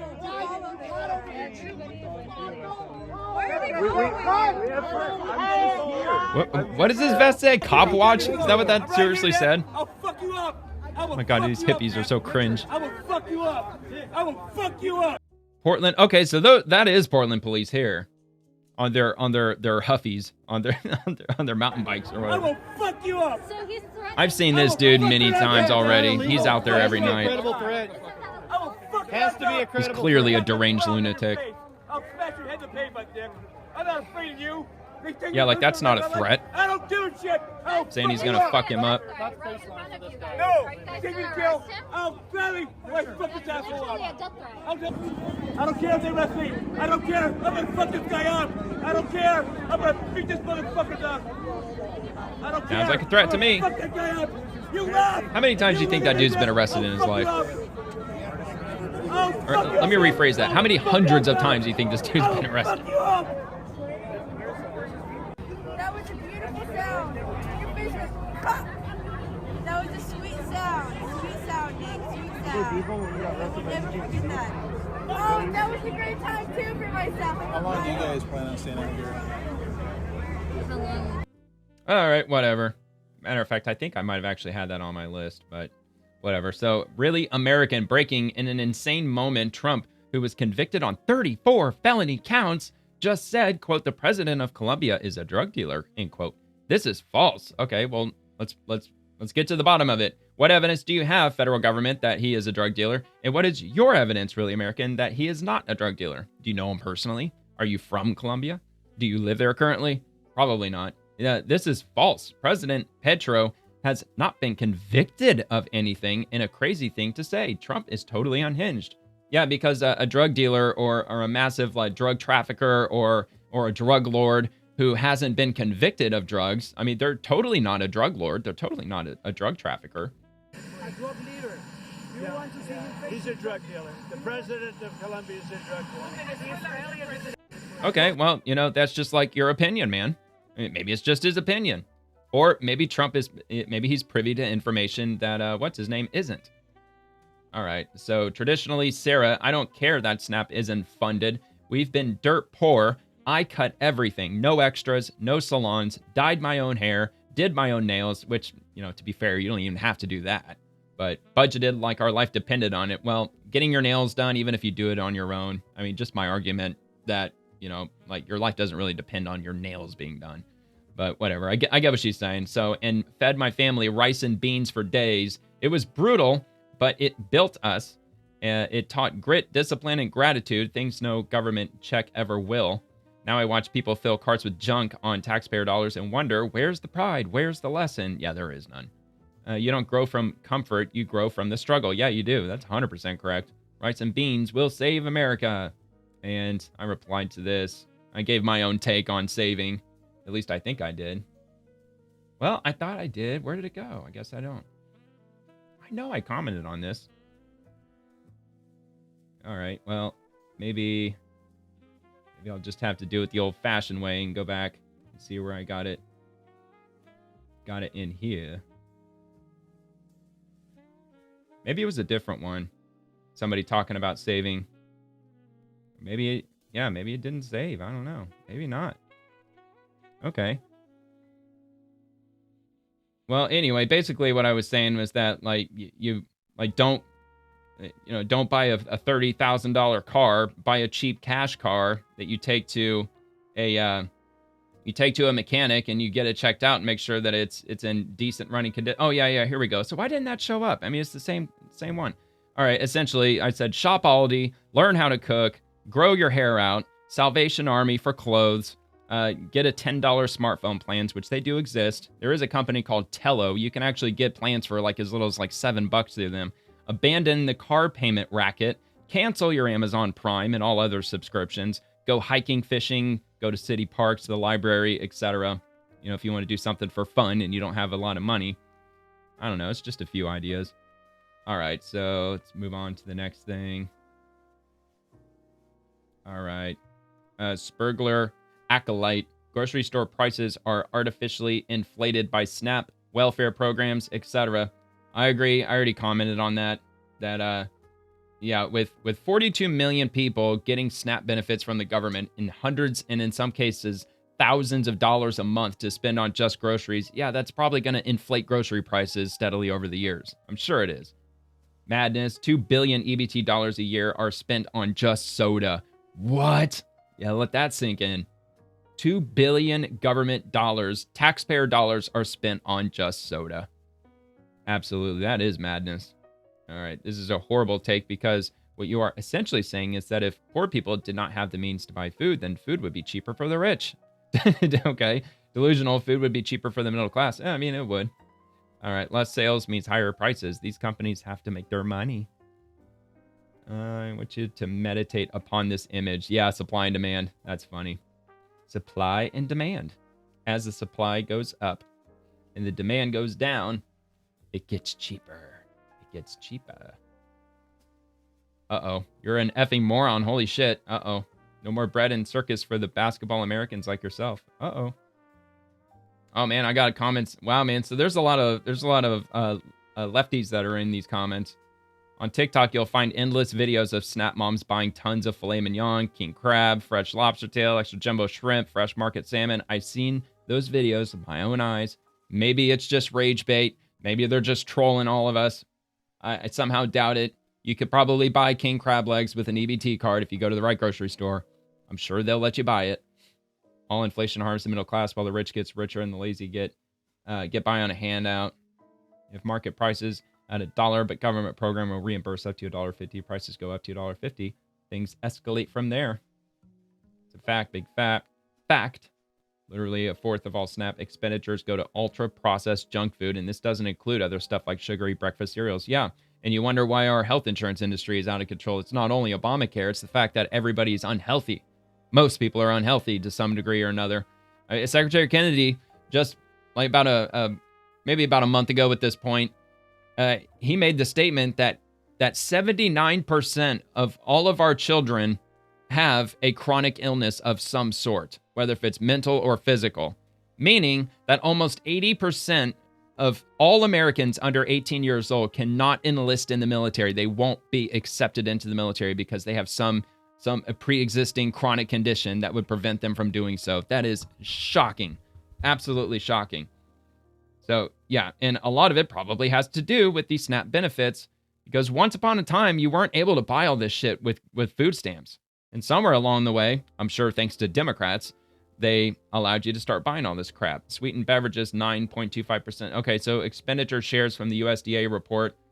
To be fair, it's not, there's not a source on it, so, I can't take this as the gospel truth. And it just disappeared. Oh, yeah, here it is. Sweetened beverages, 9.25%. Salty snacks, 3.4%.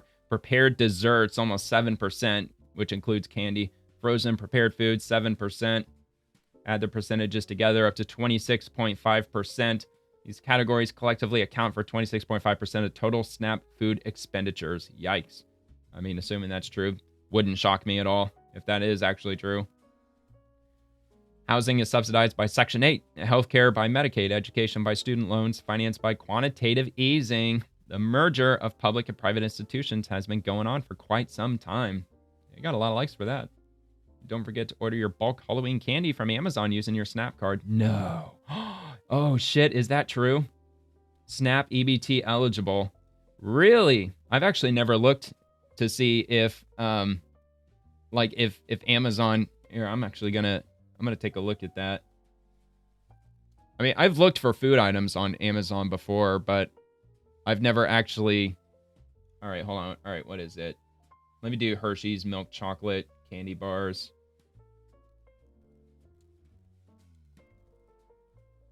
Yeah, let's just go there. I'm just curious. I'm sure it does say it. It wouldn't surprise me. I mean, it's not saying it here, but maybe in the description. Or do I have to select something? Like, do I have to filter the results to show, like, EBT or something? Maybe that would help.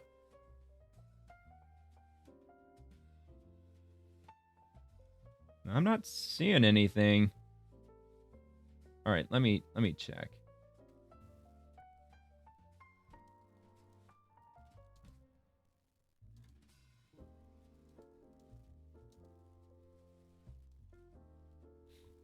I'm sure you can. Yeah, here we go. Using the search term. What the fuck? Your product. You can navigate to Snap EBT page, browsing through categories. All right, so Snap EBT. All right, so let me just try that because I don't want to plug in all that code. I would think it would take me. Yeah, here we go. Pay with Snap EBT. Free shipping by Amazon. Shop Snap EBT. So I'm assuming all of this is EBT eligible. That's what I'm assuming. I don't know why it's not showing it in the results, though. I'm going to assume that to be true, because that was a result directly from Amazon, right? Yeah, so this is from Amazon.com. The category Snap EBT Amazon free shipping. And then it trails off from there. But from Amazon.com, free shipping by Amazon. Snap EBT on Amazon. Grocery. So, yeah, so this is from Amazon. And they got, look at all this junk food. Look at all this shit. Goldfish crackers, I mean, yeah, not good for you. Not shocked that it's there. Candy bar variety pack. I mean, like $21. Oh, there it is. There it is. Okay, now I'm seeing it. Look, you see it? There it is. Snap EBT eligible. They got it right there. Right here. Snap EBT eligible. Holy shit.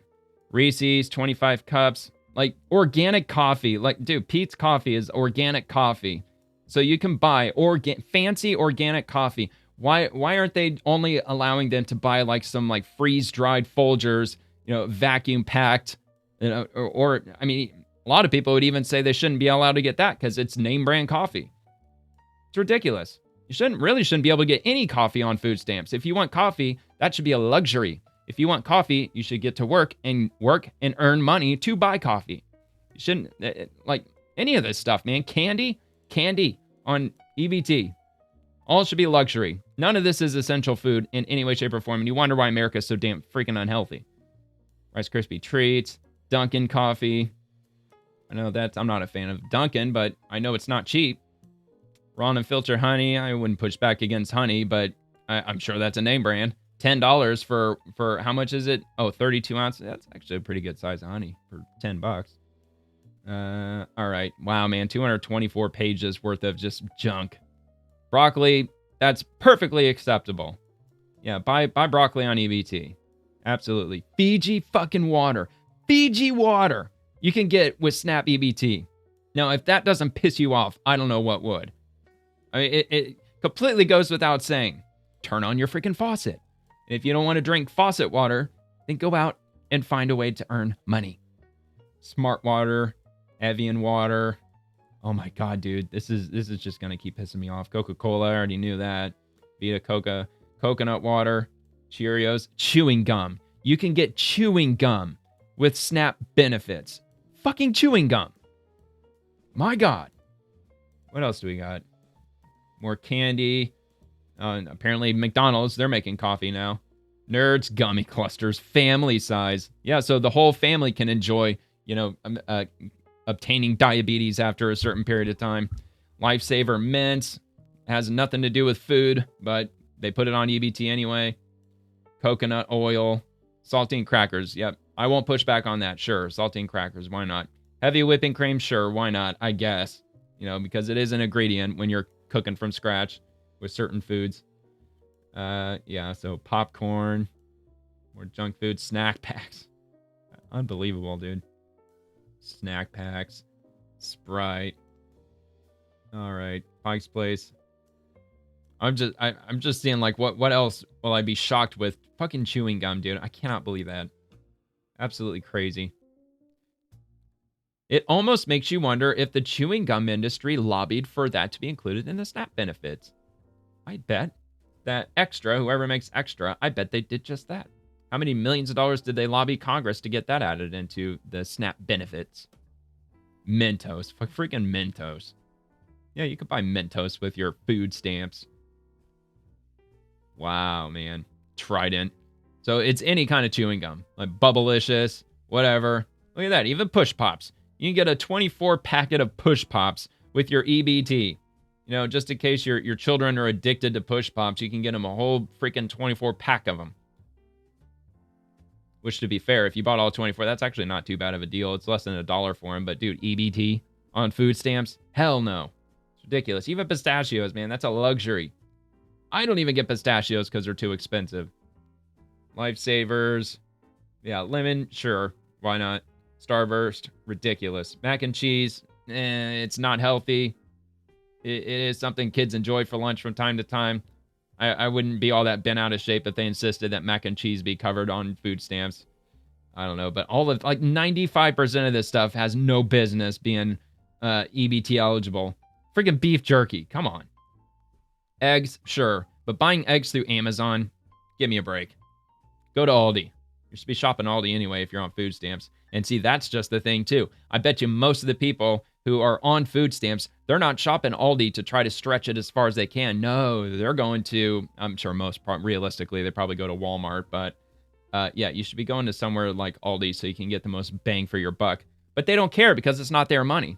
You know, cheap money spends cheaply. They don't care what they spend it on because, you know, at the end of the day, they're not working for it. Other than just filling out paperwork and cross their fingers hoping that they get approved for it. All right, so go ahead and minimize that. We'll move on to the next thing. Just absolutely crazy. Absolutely crazy.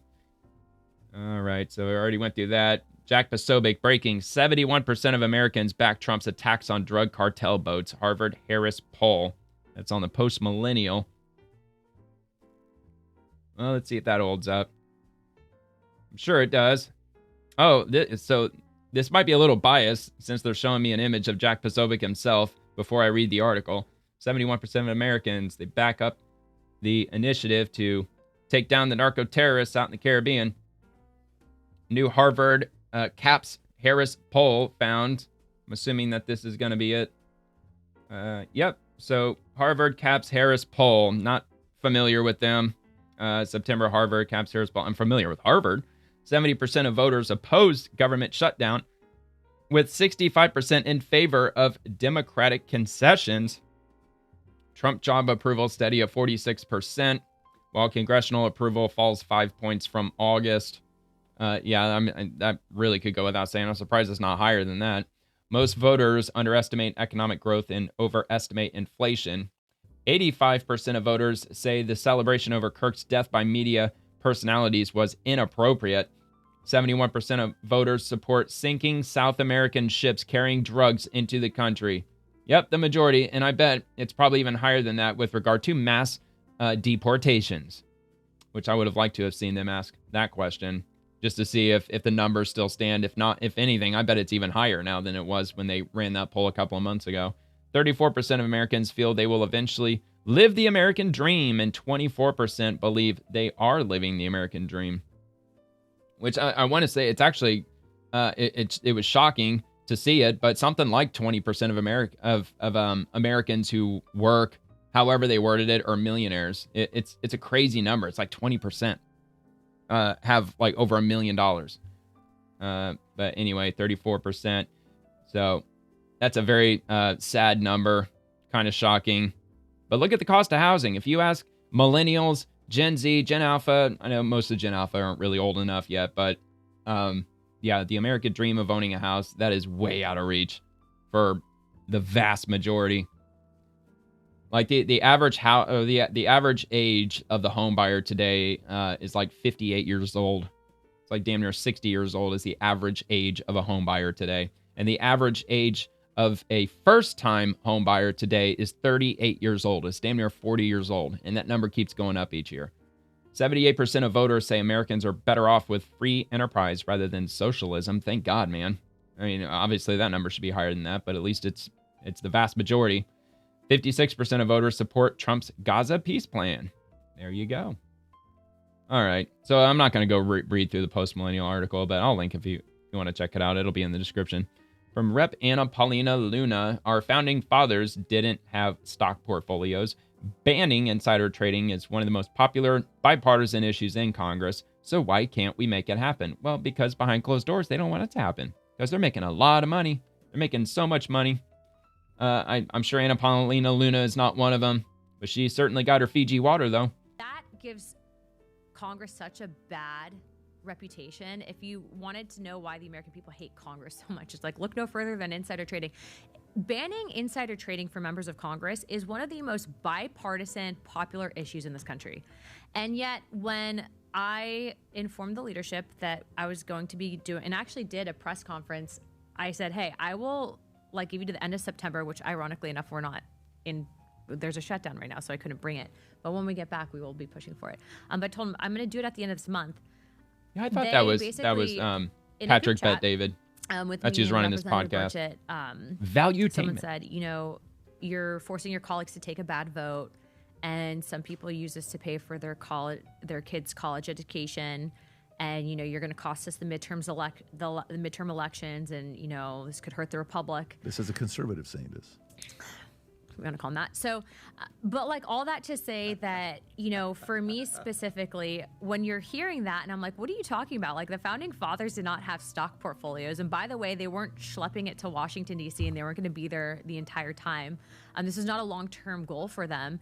But what it's become is it's evolved into this nasty machine where people do this full time and they have no issue. Well, see, but a lot of the founding fathers, they were already wealthy, weren't they? I think that the majority of, probably all of them really were already wealthy. So they didn't represent the American people to profit. They didn't do it to enrich themselves. They did it as an act of service to the American people. That's the way that it's always been intended. That's what we learned in school. When we were learning about government in school and elected officials, that they're not being elected to enrich themselves. They're being elected to serve the American people. That's why they call them public servants. Insider trading and all that. I was like, I'm saving the republic. I'm not breaking it. What are you talking about? If you have, these invested portfolios that are going into the defense industry or the pharmaceutical industry, how would you ever be expected to advocate for those people, right? So this gets into, do we need campaign? All right. So it ends there.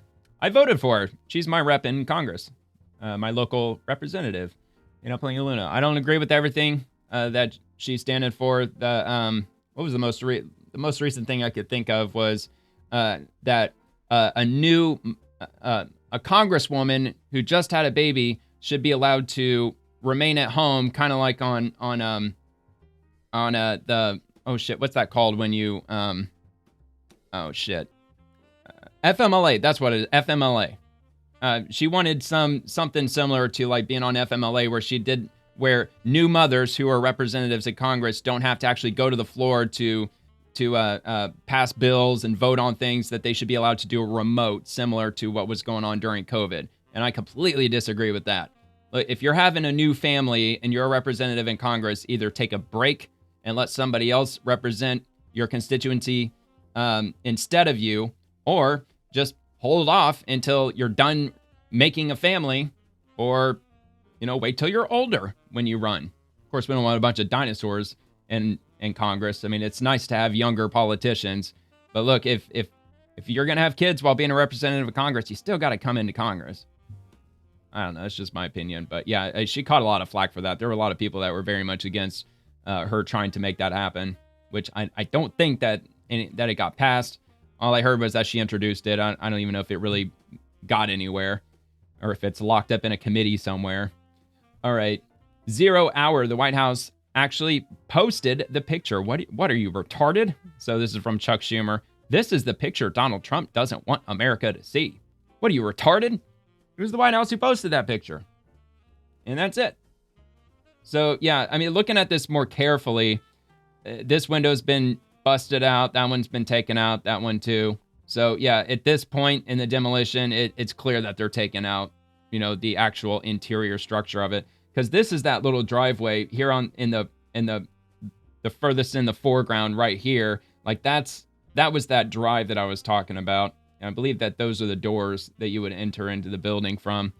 But there's a driveway over here off to the left, and you could pull in alongside the building, and you could actually drive straight through until they demoed it. But I thought that was all they were taking out. And that the ballroom, I mean, of course, it doesn't look like it would be enough room in this image now, now that I'm looking at it more closely. But yeah, man, the whole East Wing.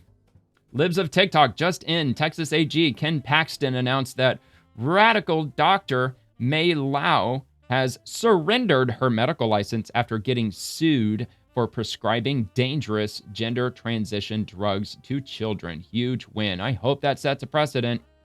I really hope it does, because there's probably thousands of people just like her who are doing the same thing. And, oh wait, Ken Paxton. Oh no, never mind. That's Texas. Oh no, I'm thinking of Ken Burke.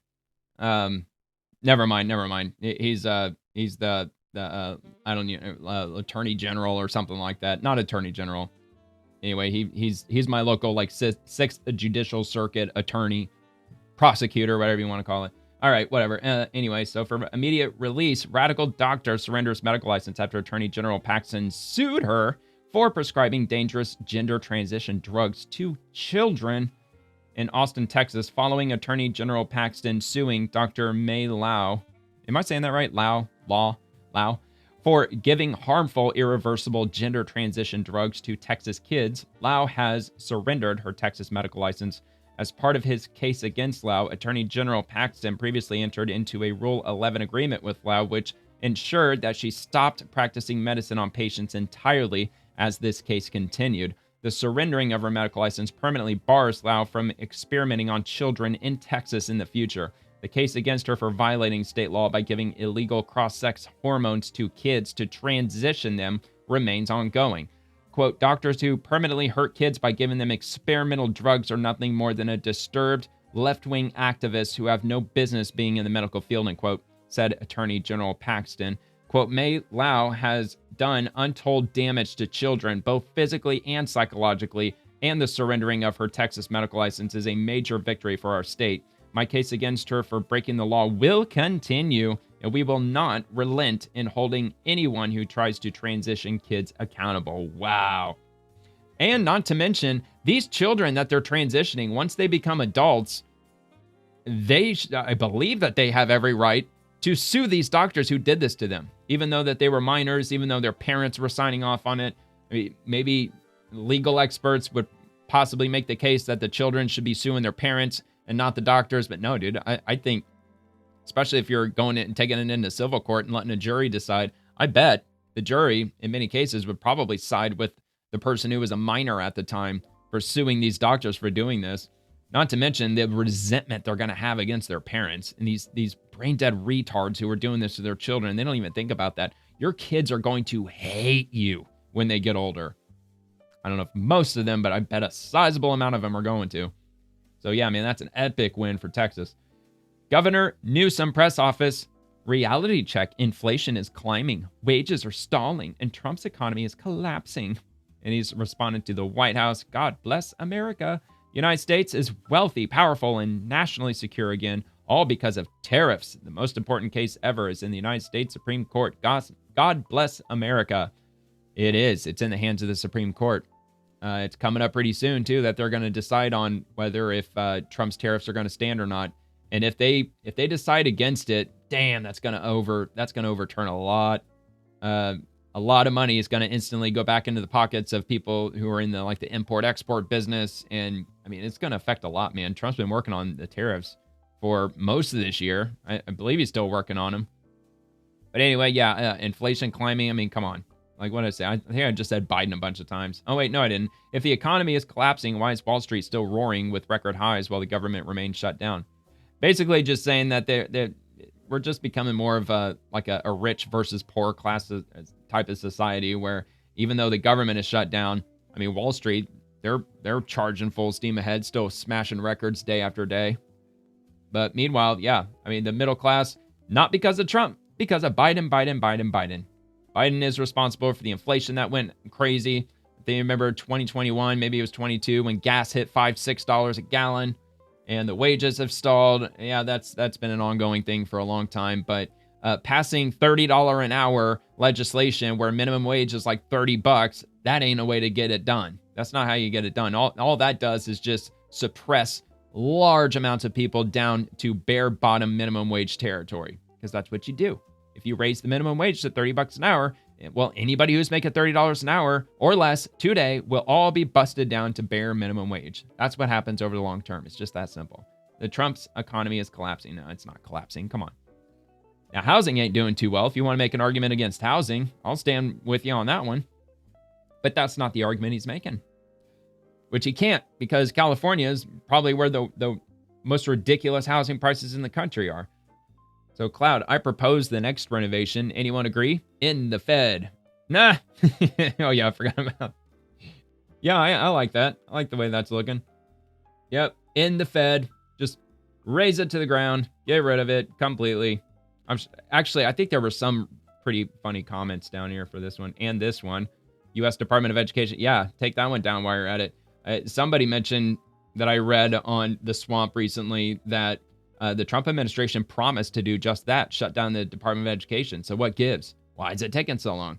Because realistically, I believe it's an act of Congress. Like, Congress has to actually shut it down in order for it to actually be shut down, which 100% they should do. Once the Department of Education was passed in, I think it was like 1979, our quality of education went straight into the toilet, especially when you compare America, our education system, with others around the world.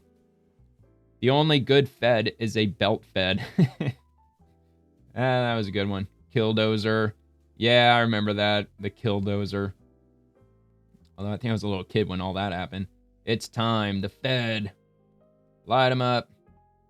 Yeah, I was one in front of the Federal Reserve. This is how you do art. Oh, wow. That's hilarious. Now that's art. I like it a lot. With temples. Yes. And yeah, just memes. Memes. Burn it. Yeah, a lot of people not too happy with the Fed.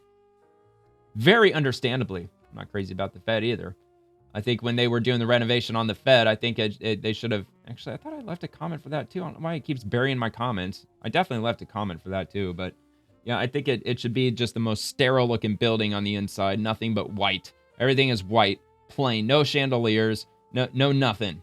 No accents. No crown molding. No marble flooring or a fancy original, probably Hunter Biden paintings that they paid millions of dollars for. Nothing like that. Just completely bare, empty, white, plain, boring, soul-sucking. That's what it should look like inside the Fed. But realistically, it should actually look like that. It should actually not even exist anymore. Fuck's sakes. All right.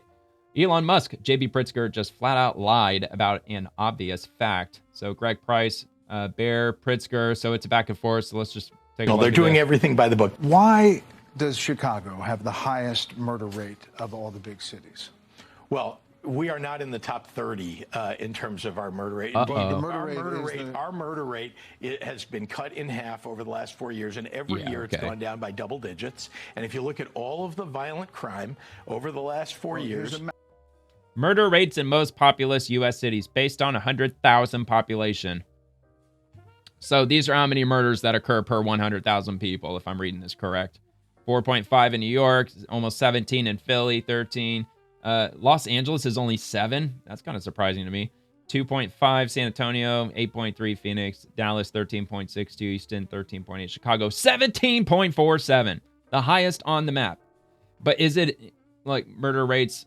So based on 100,000 population, okay, so by the numbers, it looks like Chicago's number one, because there's different ways to run these statistics, because isn't it Memphis by percentage? Like by a percentage rate, Memphis is the most deadly U.S. city to live in. And I think Baltimore is like a number 2 or something like that. They've all gone down. U.S. cities, 17.47 per... That's his answer. Well, it's gone down.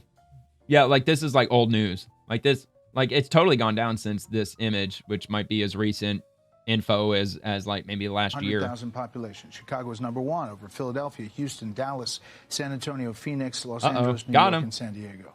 What I'm explaining to you is when you want to fight crime. Look, you can pull statistics up. No, these are murders. I'm explaining to you that our murder rate has been cut in half. And very importantly, Brett, and you got to hear this, very importantly, we've been doing the things that are necessary to bring crime down, right? We've invested in community violence interruption. We've invested in police. So what? You could throw money at all that shit. It doesn't fix anything, dude. We've known this for fucking decades, you fucking weasel. All right, so let me just check. Let me just see.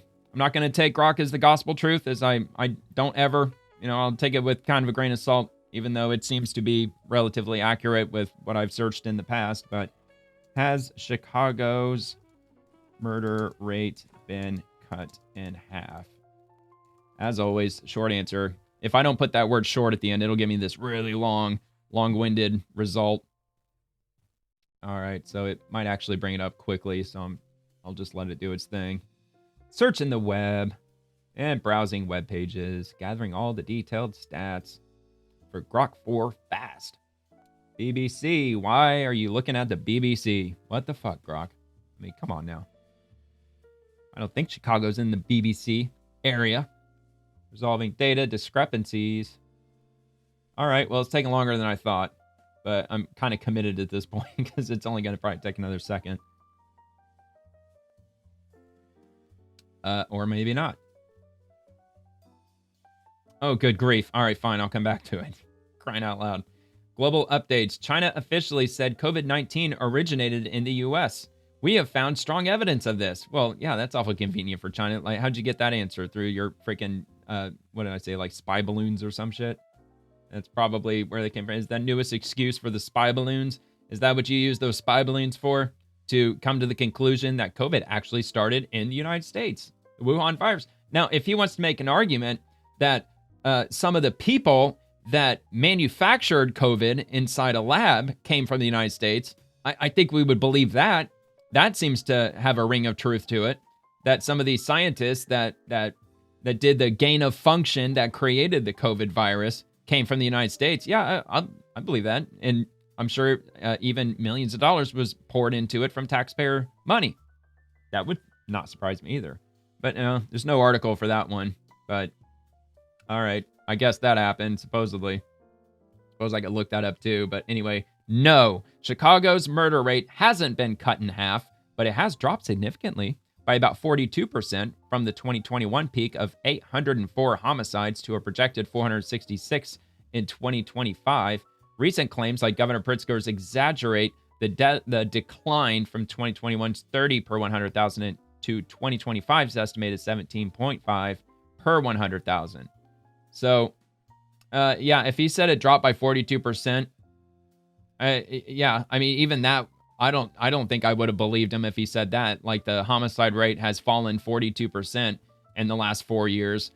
Well, that's not hard to remember, dude. That's a pretty simple talking point. If you're going on anybody's show, you should just say that, 42%. So anyway, that came from chicagopolice.org. So there was a problem they were having in Washington, D.C. It was how they were categorizing crimes. But we're only talking murder rate. So for it to fall by that much, that is actually obviously a very significant improvement. Not sure what led to that. I somehow doubt it was through just good old-fashioned walking the beat law enforcement. So I'd be curious to know exactly what led to that sharp of a decline.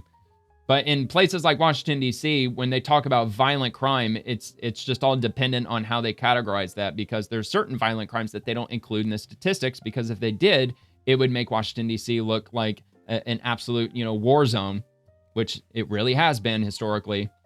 So I don't have an example off the top of my head like kidnapping or something like that. Like, they didn't consider kidnapping a violent crime, or like a assault, different forms of assault. They wouldn't consider that aggravated assault or something like that. Like, there were a whole bunch of different like real violent crimes that they didn't add to those statistics just to make Washington, D.C. look like it wasn't as crime-ridden as it actually is. All right, so Molly Plufkin's ICE agent shoots a priest point blank in the face with a 40-millimeter tear gas grenade during a protest near the U.S. Coast Guard base in Alameda, California. So naturally, because some leftist terrorist shows up with a U-Haul truck just the other day, and they back their U-Haul at full speed toward agents who had the road blocked, and those agents opened fire, shooting something like 30 rounds at the U-Haul truck, and then the U-Haul truck sped away while the driver was screaming because they were shot. Because that happened, now we got to stage a big giant leftist protest at this location because, they got to support the poor innocent person who tried to run over a bunch of freaking ICE agents. So anyway, they're all staged out there. Not so sure if this person is a priest. Let's take a look. Is there no sound? Oh yeah, there's no sound. Yeah, he got blasted in the face.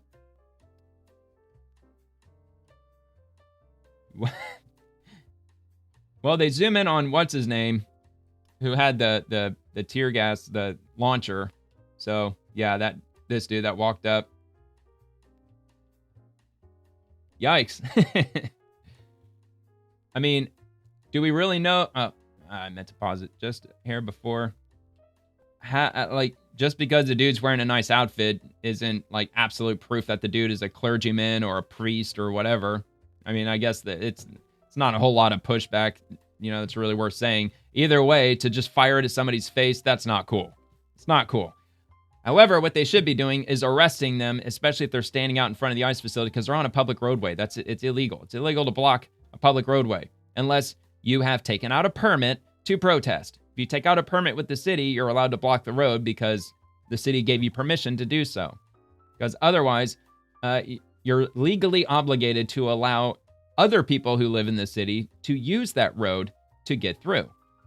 So anyway, yeah, so that happened. I bet that hurt. All right, Denver Lee Riggleman III.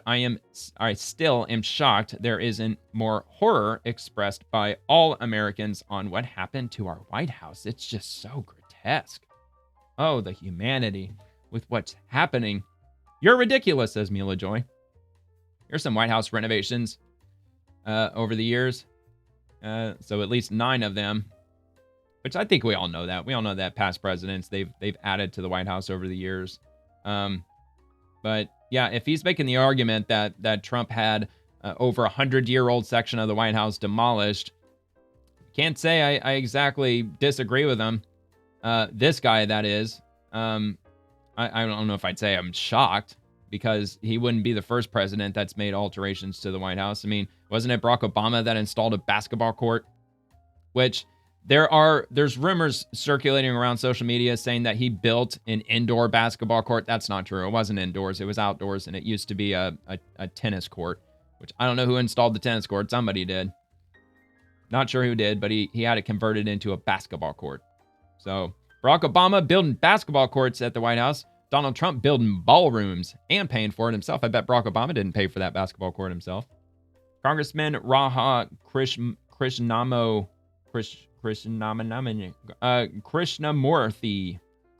Krishnamurthy. That's a hell of a last name, man.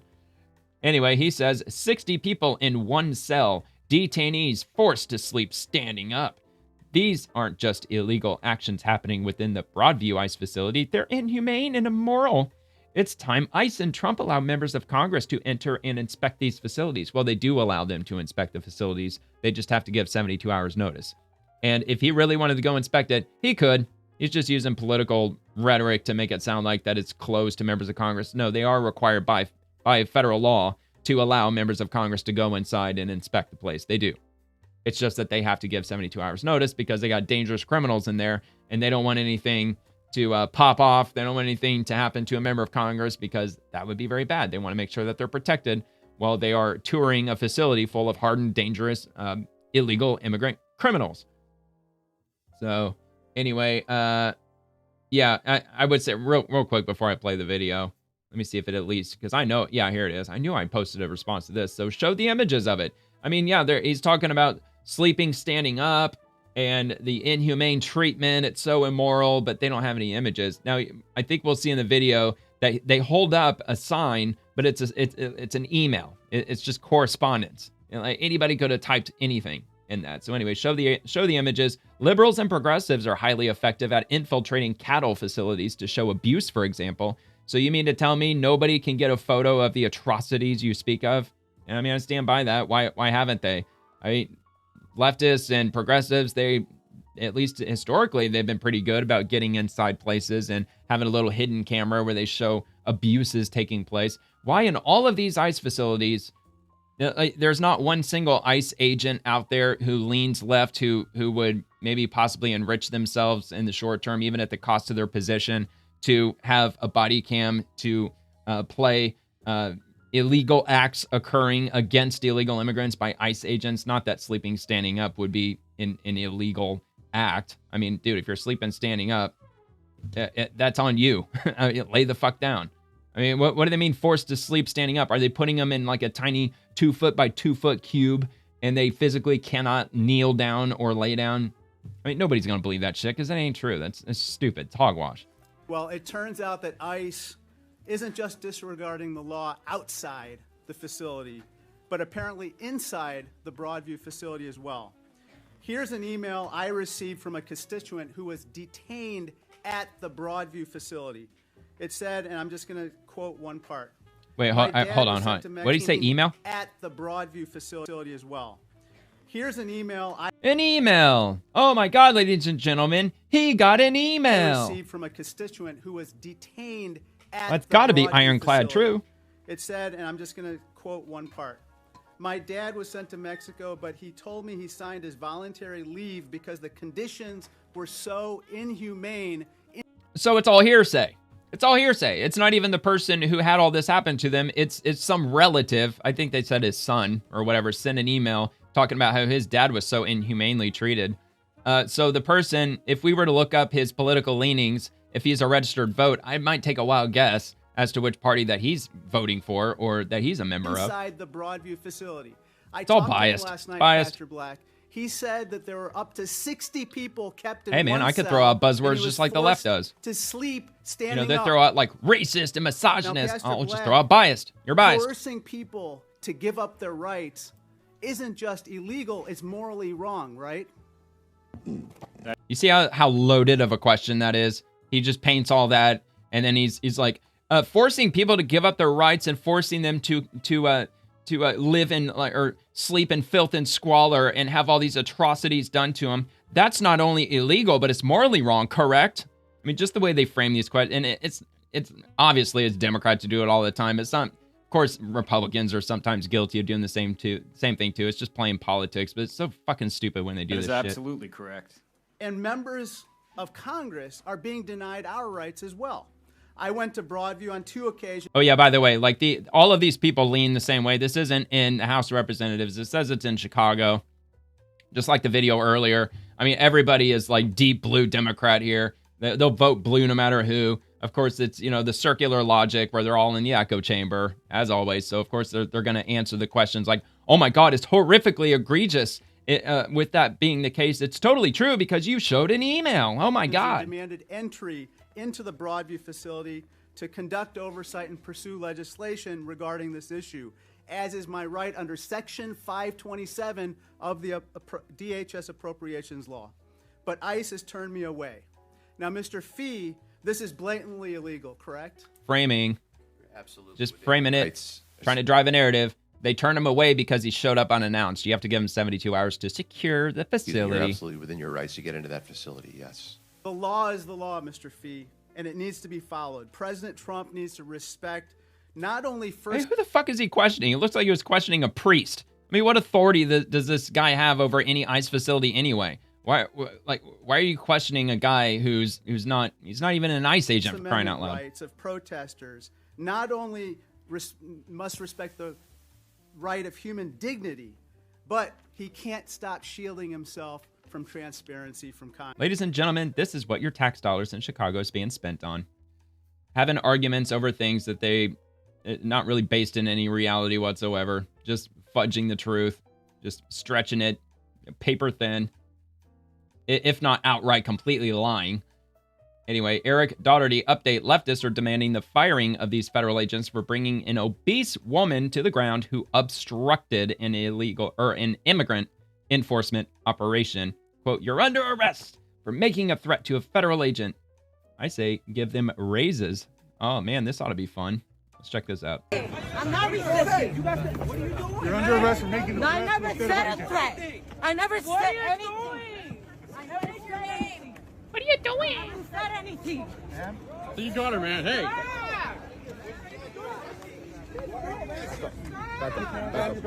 I would say he did that kind of gently. I love you. Let me go. Another spoiled brat. Let's see the takedown again. The takedown. Oh wait, yeah, there we go. Whatever. You got her, man. Hey. Yeah, that was hardly a violent takedown. That's probably one of the most gentle takedowns that I've ever seen anybody go through. All right. What are these corporate... Oh, Pocahontas Warren. What do these corporate donors expect in return for their money? It looks like bribery for special favors from the Trump administration. It looks like. So it's all feelings-based from Elizabeth Warren. None of it's rooted in facts and logic. It's all just feelings. So anyway, this came from the Washington Post. The White House has released a list of donors who contributed to President Trump's new ballroom amid a backlash over the demolition of the decades-old East Wing to make way for the project. Which is funny because a lot of these companies historically have been left-leaning as well, like Apple. Yeah, Apple's not left-wing at all. Same with Amazon and Meta, Microsoft. That's another no-brainer. Google. I mean, yeah, dude, Silicon Valley for crying out loud, dude. Like some of the most like leftists work for these companies. So, and supposedly they donated or they contributed to Trump's White House ballroom, probably because they wanted to put their name on a plaque inside the White House ballroom. So, bragging rights maybe, whatever the case might be. Look, Pocahontas, if you want to investigate it, investigate your little heart out. I mean, I'm not going to push back against that. If she wants to investigate to see if there's any favors going, anything nefarious going on between the companies and Trump, yeah, whatever. If that's really how you want to occupy your time, whatever. Just do whatever you want to do. If the people of Massachusetts, I mean, that's who she represents, right? Massachusetts. If that's what they want, whatever. Yeah, Massachusetts. All right, whatever. Okay, Governor Kathy Hochul, Donald Trump and his allies are trying to bully New York State AG as an act of political retribution. I have news for them. New York will not bow. We will not break. We will stand together with Tish James. Oh, Letitia James, is that what she's talking? Yeah, of course she's talking about that. New York State AG. Yeah, wasn't she? I think she was arraigned today or yesterday or something like that. Oh yeah, by the way, Pocahontas, another ratio, of course. And Governor Kathy Hochul, I believe this one also. Oh man, it actually surpassed. She finally got more likes than she got comments. When I first came across this, it was still ratioed. But a lot of people would still say that if it's basically even Steven, it's still gonna be a ratio. But anyway, let's check this out. Hands off, Tish James. We are fiery New Yorkers. That's hilarious. Who are here to keep the flame burning for our sister Tish James. Trump derangement syndrome at its finest. Our duly elected Attorney General, Tish James, will walk into a courtroom. Who is totally not a lunatic. Of one man's revenge tour, and that man is Donald Trump. And he came. Oh man, she can't even say it without going Trump. Our system of justice. She puts the in Trump. But that will not happen, my friends, because she, above all, is a New Yorker. She has the heart of a lioness. She is tough, and she will withstand. Yeah, because she's tough. She's a New Yorker. She is a woman, so she can get away with whatever she wants. We gather here in solidarity. Our elected leaders. We gather here to waste our time. All of you who care deeply about protecting what we care so much about in this country. But in her words, not only will she not bow or break, neither will New York not bow, and we will not break. People are cultists. They're in the cult. Let's bring it home, everybody. We are there for our sister Tish James. They put party over country. That's what John Fetterman says, too. He's like, unlike my Democrat colleagues, I put country over party. And yeah, and that's exactly what Democrats are doing. They're putting party over country. Very communistic of them. So Letitia James, let's get a reminder. Let's get a refresh and reminder to see what she's been indicted with, because I believe she was indicted, right?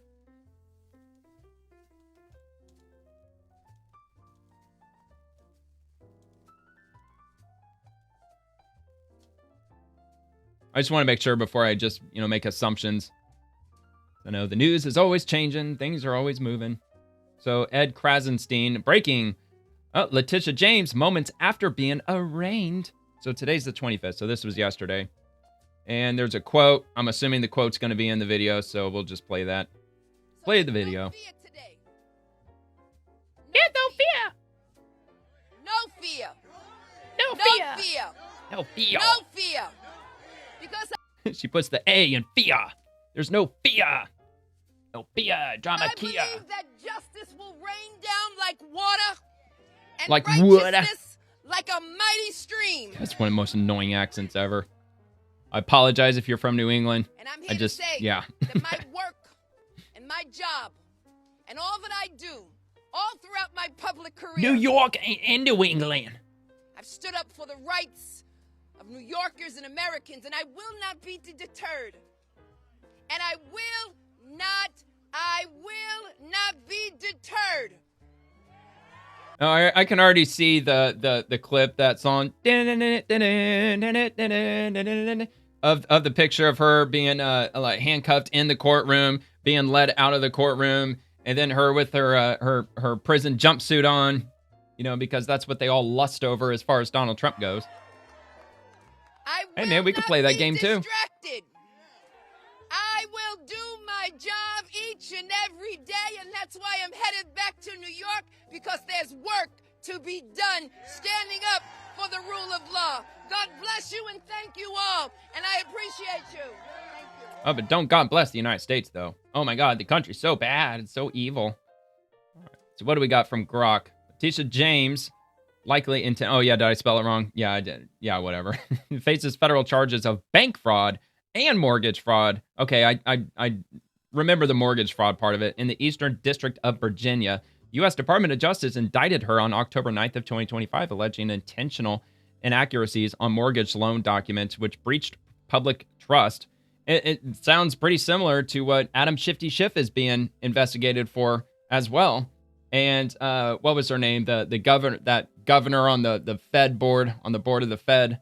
Her name escapes me at the moment, but Trump, he penned a letter for her to step down, or he was effectively firing her, and she refused to go. And then it went before a judge, and the judge said you can stay. But she's either she's been indicted or she's under investigation for. I think it was still being investigated. But same thing, mortgage fraud, bank fraud, and same goes with Adam Schiff. I mean, if he gets the maximum of everything that they're investigating him for, he's facing like 80 years in prison. Adam Shifty Schiff makes you wonder how many other Democrats are committing these types of frauds, mortgage fraud and bank fraud. I don't know, man. Begs the question. All right, Senator Bernie Sanders. This is what oligarchy looks like. Trump gave corporate America a $920 billion tax break. Now corporations like Amazon, Meta, Apple, Google, Lockheed Martin are returning the favor by giving Trump $300 million for a fancy ballroom. That's a pretty good return on investment. All right, well, do what Pocahontas is doing. You can both team up and investigate your little asses off. Show the receipts, because you socialist, leftist, progressives, Democrats never, ever can. Which, yeah, they really don't. And they almost never can. So, Adriano Espelliat, a Democrat, whose name I can't pronounce. Oh, wait, hold on. What does that say? The former undocumented immigrant turned progressive congressman fighting for the people of New York 13. Oh, okay, so he's a former illegal immigrant. I don't know if I would be saying that loud and proud, because isn't it, and I could be wrong, but isn't it federal law that if you are caught inside the United States illegally, that you are subject to deportation, and once you're deported, you're never allowed to become an American citizen? I thought that law was on the books. I might be wrong on that.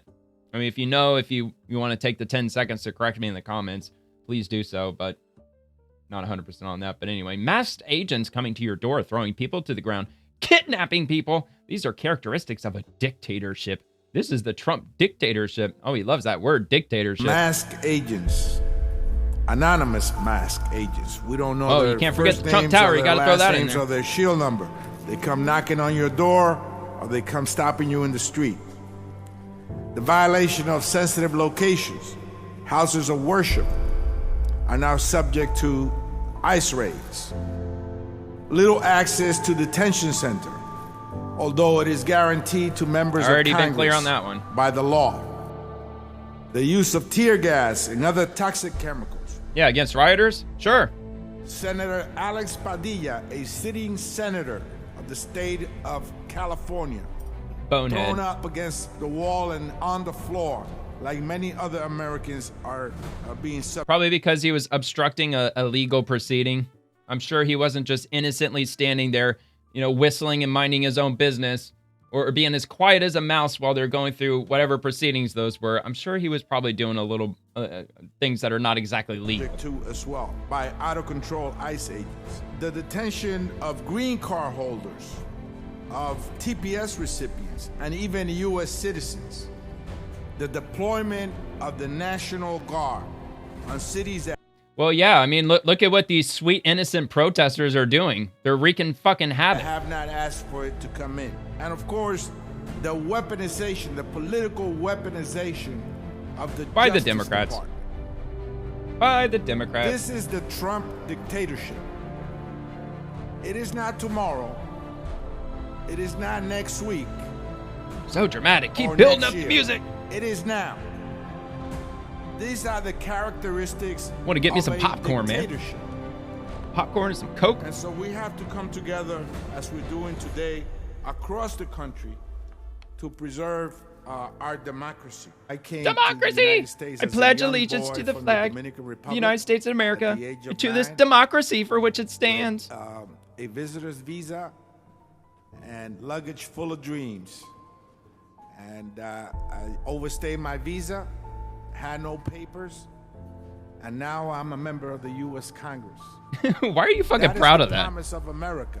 That kind of makes We you a must all loser. fight Makes you an to keep that irresponsible promise moron. alive. I mean, dude, how is that bragging? Like, I overstayed my visa. I didn't have my paperwork in order. So in other words, like, I'm an irresponsible fucking idiot who can't even keep track of a simple schedule. The city of Chicago has played a prominent role in making sure that the hope and dreams of people from Of course all it's in over the Chicago. world Of course it are is. kept I would expect alive. nothing less. So I thank you, Madam Chair, and all my colleagues for coming to Chicago. I mean, dude, Trump, We he have really to opened take up a this can of to worms with Chicago, other didn't he? places across the country. They started with the Yes, this ICE raids week, in Chicago. Canal Street was raided for the There is first no time depth, in New York City. or there's no bottom to the depth of And I believe Chicago's that they're corruption. coming to all of our cities, and we must be prepared. That to reminds save me. our nation. I think I'm gonna look up, like how many Illinois governors have been. How many?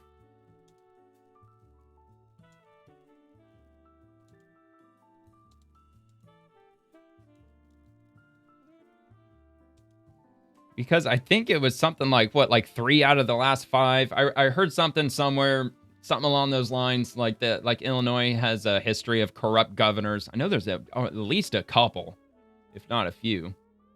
Oh man, even back in 1921. So this shit goes back. It goes way back. Chicago's always been corrupt. Always been a corrupt place. I mean, that's common knowledge. I mean, it really has. Actually, that's the last post I got. Let me just take a look and see what it's got.